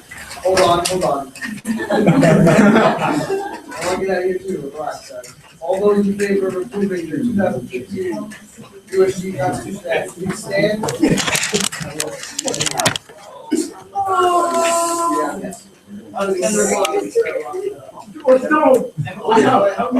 so you're pulling me back down. I am standing, I was standing. I don't trust you guys. Are you not? Unanimous.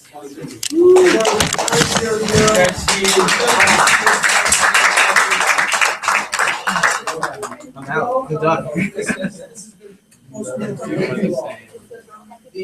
Moving on to the next item on the agenda, the Senate project progress. I think, it's due time that we do hear some progress on your individual reports. Yes, please, Just in case of the timing, I'd like to extend the meeting until 1 p.m. Okay. Seconded by Senator Polito. Are there any objections? Seeing none, the motion passes. All right, we'll start off alphabetically. Senator Andriani is no longer here. Yeah. Okay, so we'll move on to proxy rocks.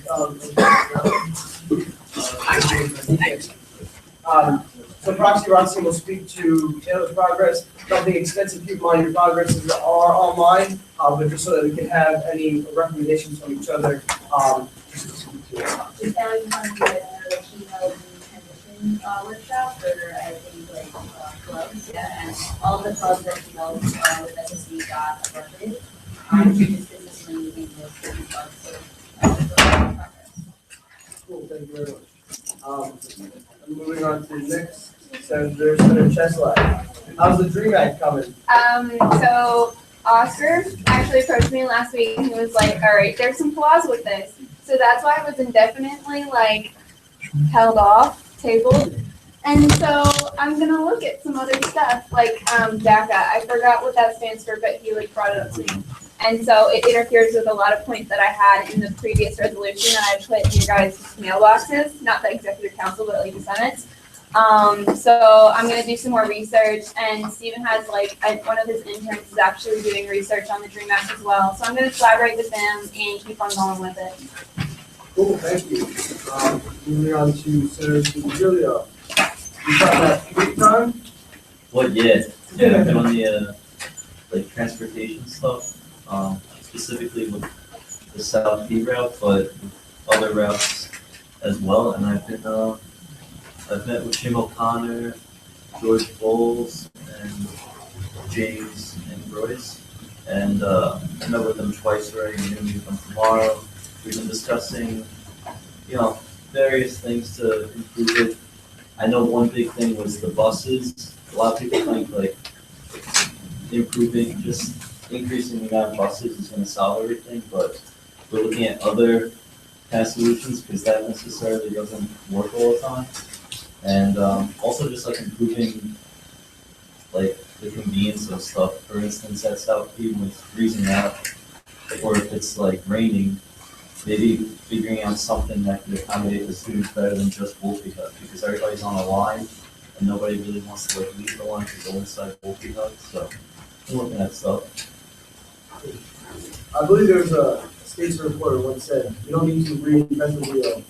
You just, improve upon it. So if you look at how other universities do it, it might be helpful and see. I'm sure there are other expenses that we use the buses. Yeah, we're actually I've been looking at the MTA stuff in the city as well, the fare buses. Nice. Cool, well done. Senator Frank. Yes. Howard. Yes, so, Stephen and I are on the same page, so we use something that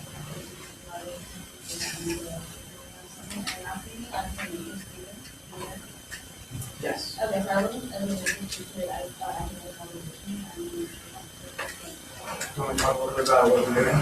So, So last semester I worked with the dean and we started a university library student advisory committee, which has a little over a dozen students as well as a couple of other administrators from across the libraries on campus. And so we're looking a lot at the future of the library, strategic plan-wise, over the next 5 years or so. The library hasn't received a massive renovation since the 1970s. So all those carpets, all that furniture is from the 1970s. And it's breaking and it's really bad. Those stains that you see are from the 70s. And 70s are all the time. and the only renovation that was really done in the North reading room in particular was in the lobby. There was a flood, and so they replaced the tiling there. But other than that, it's kind of as is. So the Dean of Libraries has been working really hard on trying to get funding in order to get all the new carpeting, painting, new furniture, build new study rooms, enhance seating and all that, and more adults, obviously. And so she's been working with the provost on a proposal, and so we're making some headway on that, and hopefully we'll have something by the end of the semester to talk about. Actually, I believe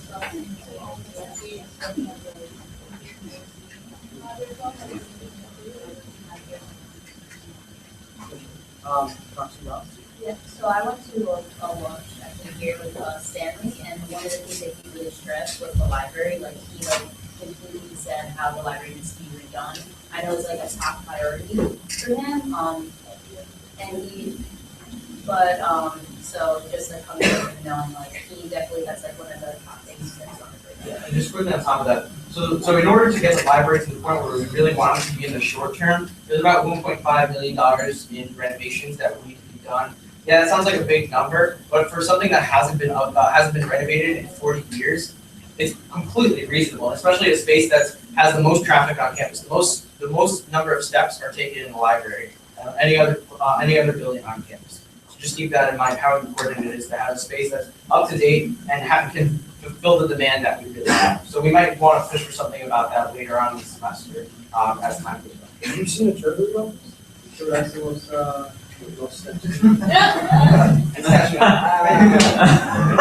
made a joke. Senator Polito. So my project, for those of you who don't remember, is a tool trying to host the current year's documents as well as back years with respect to USG. The problem I'm facing right now is frankly lack of response from EC. You know who you are. I started. Kidding. I didn't say. Right, let's not leave it so ambiguous. Like, I did my shit, I can do all this. Because you look this way, I took care of my own. Actually, you've been the most helpful so far, to be honest. I have the most documents. Yes, he has most of the documents, that make it right into the drive. I'm asking EC now to transition any documents that you think might be germane to your position, especially if they should be part of the public record. And if you have any questions with regard to the structure, please email me as well. Would it be possible to also see about putting this stuff onto DSpace? I'm not familiar with that. DSpace? Yes. If you Google DSpace Stony Book, it's a rather extensive archive of documents. Does this have to do with the libraries? Because I think somebody mentioned this. It might be, I think it might be just part of the library archive system of I know GSO has all of the budgets on it with quite a number of views, whereas USG has none of the budgets on it. If you search huge government budgets, you will just GSO. GSO was also consistent longer by virtue of the fact that USG is 2003. No, I mean even the past few years. Okay. Alright. I will know that, but it would be nice to have them. I mean, GSO doesn't. Alright, let's not digress. I'm sorry, I was finished. Okay, cool. Jaminal, keep in mind though, we think to be in the beginning of April. But so nonetheless, it's probably more geared towards acquiring information about a subject rather than achieving any substantial goals. But very straightforward nonetheless. So my project as well, as Ross said, is acquiring information concerning the effectivity of hand sanitizer, mainly alcohol-based, because as you notice, there isn't any hand sanitizer dispensers in the entrance of the student activity center, and also some buildings such as engineering, Javits, and trade. And I know we want to like deeper some, but hand sanitizer is a hard line of defense in somewhat decreasing the spread of communicable diseases.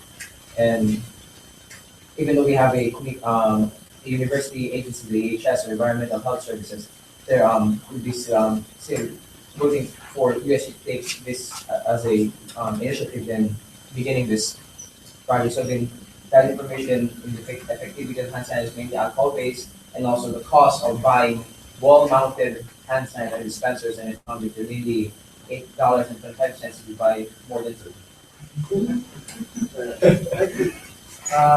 Senator Jane. Hi.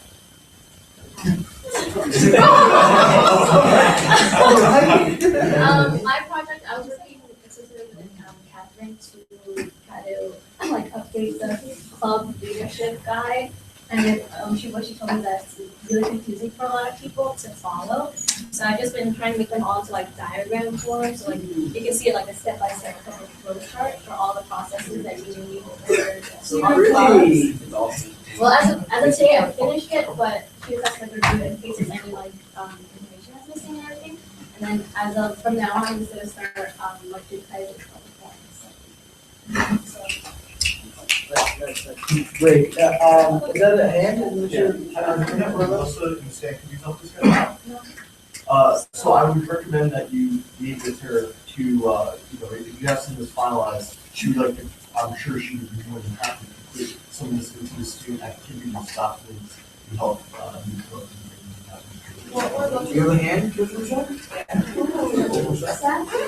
Alright, so what we're looking to do is kind of collaborate Senator Jang and Senator Rod's projects together.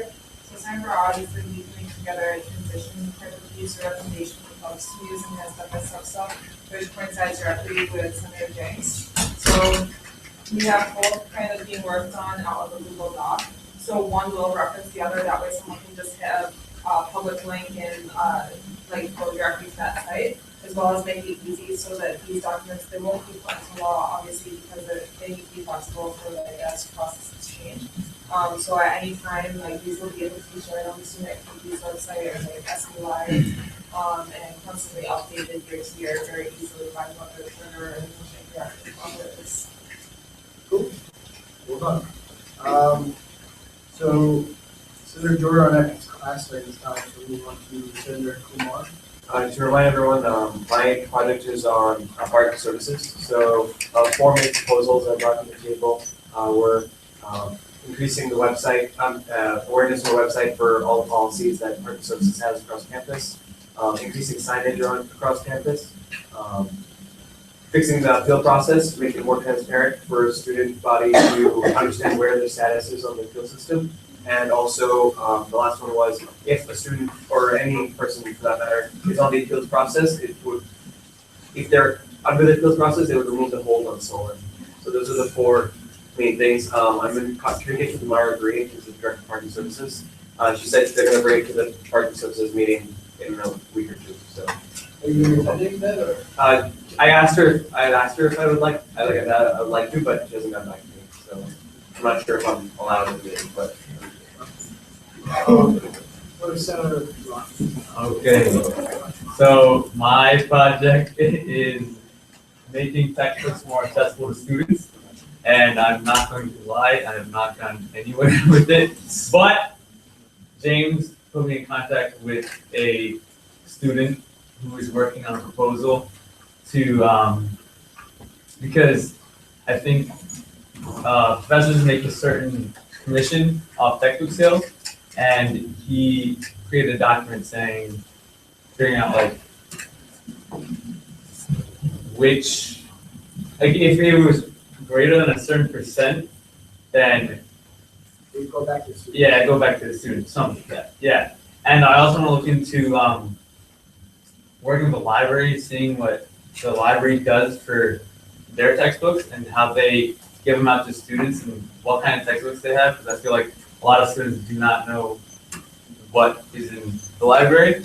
So working with the library, creating a database, and looking into open source textbooks, which are textbooks written by professors, and having professors using them, maybe writing an open letter to all professors and departments.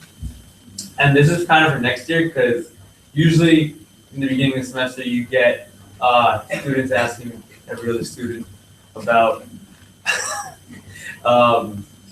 textbooks. So I was thinking of like creating an event, maybe a mixer between each department or school. So like the School of Engineering would have a mixer where all the students come together with food and snacks and drinks, and everyone bring a textbook, and it would be a textbook swap, and you can network. Yeah, but I haven't done anything. One step at a time. One step at a time, I'm sorry. Angelo is not here, Senator Lee. So my project is most basic form is a how to fundraise effectively for clubs and orgs. Right now I'm in the process of reaching out to clubs and orgs, inquiring about their fundraising efforts, trying to gauge their success on what worked for them, what didn't, or what they recommend, what they see the most success in doing. However, semesters winding down, a lot of them have had keyboard elections or will have them, so they're really focused on that, so I don't want to bother them too much at this point. They have said that once everything's down, they finish training for their respective new incoming keyboard, they'll get back to me on like the info that they have on what works and what didn't. However, 2 clubs that get back to me, seems like baking is a pretty good form of fundraising so far. That's all you have to say And then really. Hi, so I'm doing new leadership, if you guys don't know. I was on leadership from I was on campus and they all demanded me saying that it was only for graduation purposes, which like really true everything. Aspiration when I got put into and so I went to Dean Burnett, who is part of the marketing back here, and seemed really excited about it. And they're hashing things out and getting back to me there. It's been a while, so I'll keep reminding them. Like, I remind them, just like, whatever. Yes. In other news, I'm also working on that friend zone thing, so. Aww. Yeah. And, like, I'm meeting with Nick, we're going to talk about it, and Andrew wants to share it up with the police connection and So I think actually I really elaborate on the friend. I'm sorry. So a lot of people like have it's like they sit alone and it's like you see them sitting alone and then you sit alone at the table next to them and you guys just like stare at each other awkwardly for like an entire meal when you guys get to sitting together. And that's the idea behind the friend zone, because a lot of people have commented that they just want to sit with someone where they could like, and it would save like seating and it would be good.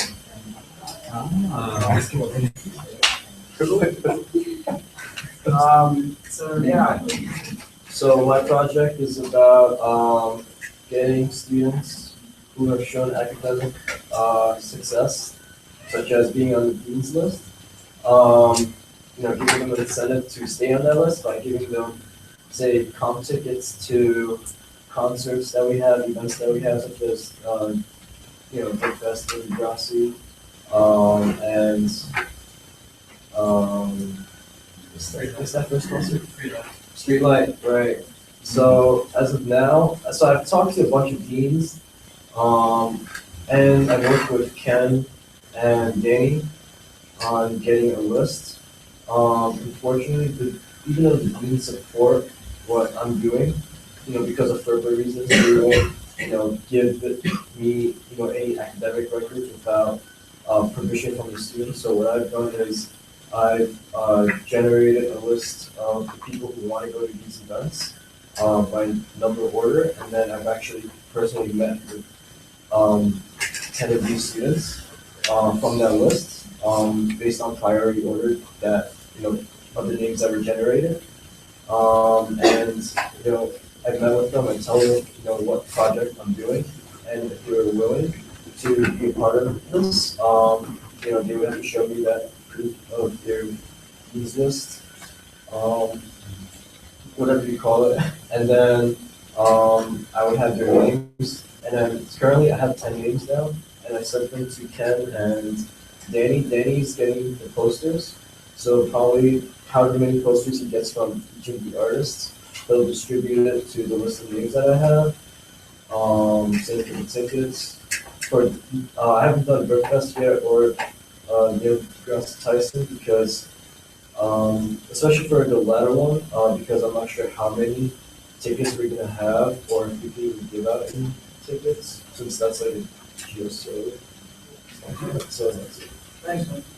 Just can Steve has to leave in 30 seconds. Yeah, I got to train, but just quickly, just a couple of things. So, I'm doing a lot of work, with DSS, disabilities, services on campus, to, work with departments to ensure that that DSS isn't flipping the bill on, printing exams, blue books and Scantrons, because that should be the responsibility of the departments and not DSS, which needs the money for staffing and things like that. They've already had to cut their staff in half because of budget cuts in addition to all the other expenses that they had.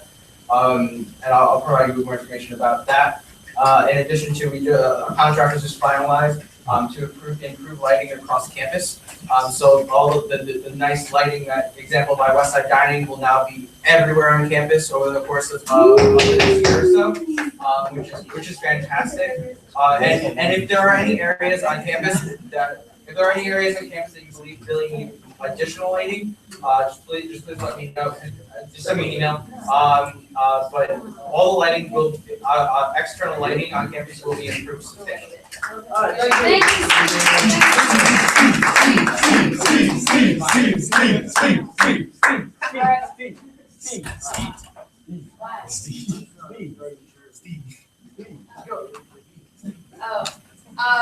So my project was weekend light, and I've emailed the weekend light council like several times, like probably like once every 2 weeks since I've gotten the project approved, and no one has gotten back to me. So I tried, and then also I have been surveying students about how they feel about weekend life on campus and how they like, especially freshmen, they don't feel like they've gotten to meet people if they're especially if they're out of state students. So I've been also talking to RAs and encouraging like more weekend events next semester.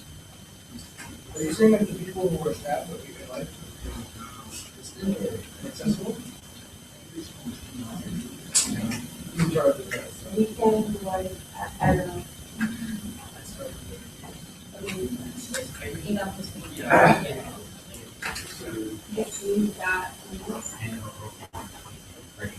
Cool.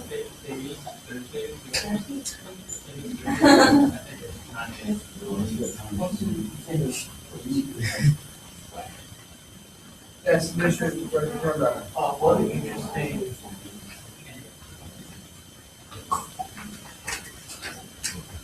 One of the interesting conversations we had earlier today in executive council, and regarding the budget, which not worth getting into here, but something to think about for next week.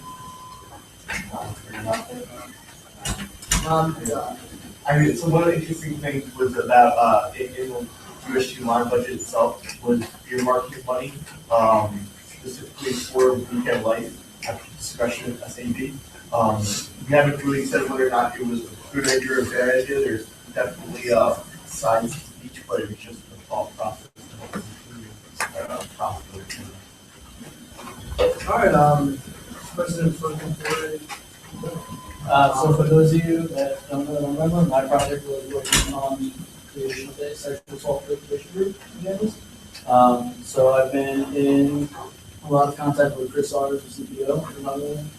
Right now I have at the course outline for Silver DP, APE, chill, and choice. I'm going to work on those things like a template, so to say, for this. And working with Chris right now, closing with Olivia through committee. Next year, that's actually moving more towards an internship, and was working with her, sticking with this.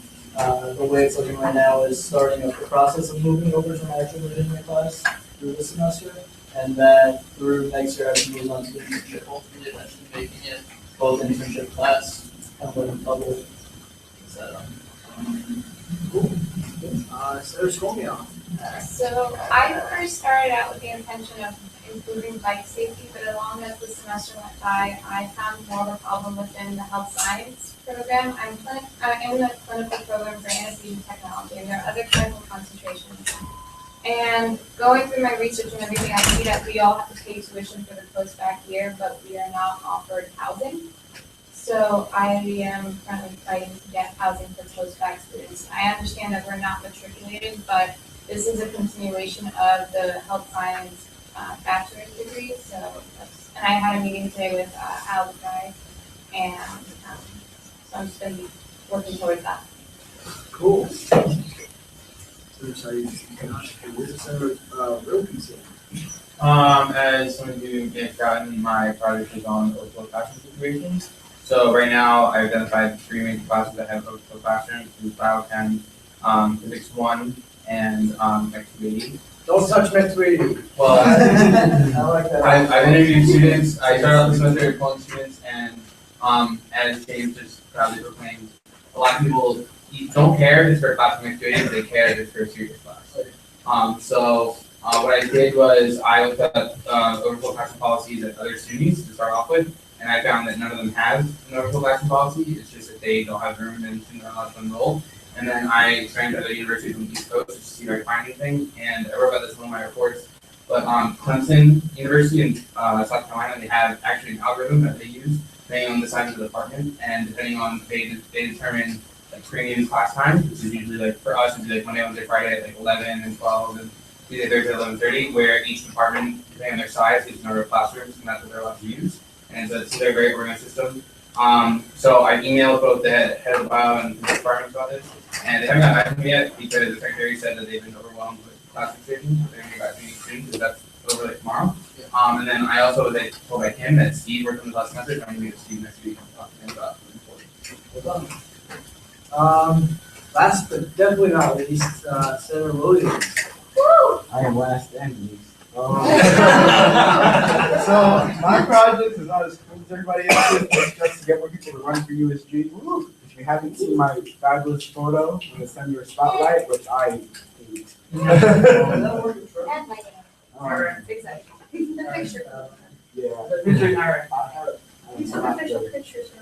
I'm not very photogenic, but that's not what my project's about.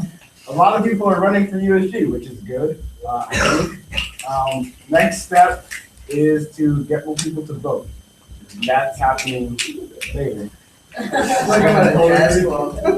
Yeah. Cool. How am I doing that? Yeah. Same thing, same way I do it every day. I sit or stand in the SAC lobby and I talk to people. Cool. So moving on quickly to EC reports, President McCarty? No. Election? For myself, I don't submit a report, but I'll give you what I'm doing with Rafagata. Everything's coming along. We are doing the same stuff this time for Rafagata. We did that half-time performances, but only by student performers. So I'm getting video auditions now. We're filed out to like 10, 20, or maybe 10, and then they'll be performing. So yeah, everything's coming along great. Treasurer Michelle, do you want to say anything though? Sure. Alright, so we've been working on the end of the year budget. As you guys are aware, we'll be going over that again on the 23rd. Until then, we'll be meeting on Friday and Tuesday to go over it and take another look at different things we other than that, we'll be also tidying up the rest of our reports and all of our financials to get them ready for audit. We'll be also continuing to go through the audited to determine who will contract for the next 3 years. Then just working with close on transitions, we are holding a mandatory open forum on April 26th for clubs to attend. I probably recommend that they spend at least one new board member. Are there any questions? Cool. So you guys can read my report if you're really interested. I'll give you the highlights. Last month I focused more on transparency and outreach to the clubs because the deadline was coming up for the SC budgets, and because in the past it was perceived as if these clubs wanted money, they would be contacting me. So by reaching out to the clubs, we actually doubled the applications that we received. And we received 24 clubs asking for a budget, so that was pretty cool. I did a lot of tabling for elections and promoting. I talked to a lot of students, and it was successful, I believe. And I've just been updating all the office records so that everything's accurate for next year. Cool. Chuck is not here, so, Been working on the event, and we've got a few minutes coming up in the next 2 weeks, working on the movie series. We've got another movie this Sunday, this Friday, called Inherent Vice, it's being shown at the Staff Corner. It's supposed to start at 7:30 p.m., but, based on my council, the match ending at 7:30, so it's gonna start shortly after that. Let's see what else we got going on. Mallory had her Vision Brothers band last beginning of March, and, had a sold out attendance and had so many people that showed up, started turning people away. And I've also been working on a book for whoever my successor may be next year. So Lloyd, I haven't actually been responding to Google Docs that you put together, but I've been putting together my own book that I'll probably just be scanning my files and uploading them close to the end of the semester. thank you. Cool. So I guess we move on to open agenda. Anybody have any open agenda? Proxy. Just so everyone knows, LGBT's annual drag show is this weekend, Friday and Saturday, starting at, those open 7:30, show actually starts at 8, and we go to about 10, and it will be in people black. Any motion? Really? Are there any objections? Seeing none, the meeting is adjourned. Then, I have something for all of you. It's regarding budget. I know the last week we've been really busy, but a couple of us on the team put something together for all of you. Kind of we wanted to give it to you guys in person. If you didn't want to send it over email, we wanted to be a little bit more personal about it. And I hope that you guys take the time to read it and what is it? We go down Wait, this is there. not going anywhere. Yeah, I know. Yeah. I said that tomorrow.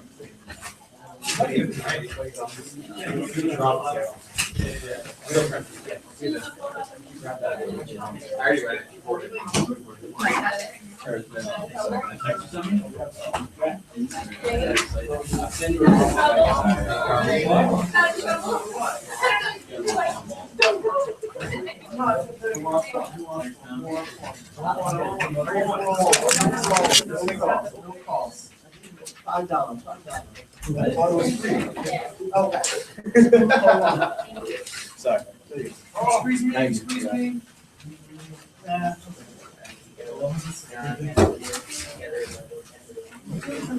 exactly.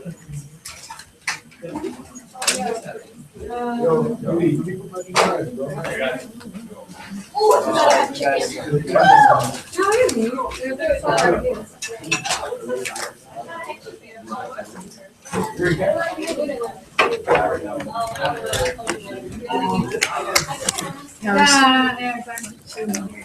that's good. Yeah. In the usual. Yeah.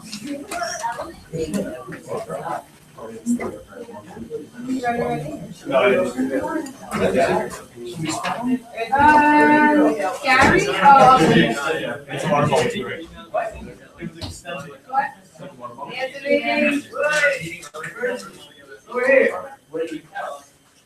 No, that isn't, No, don't be your phone. James, you want to process? You don't want those. Got him, Julia? Ariel, I know you're taking it.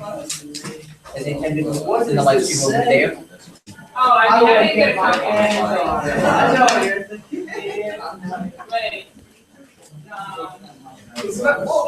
We're possibly going to go through the executive session. Not executive session, that would be a executive board, council, whatever.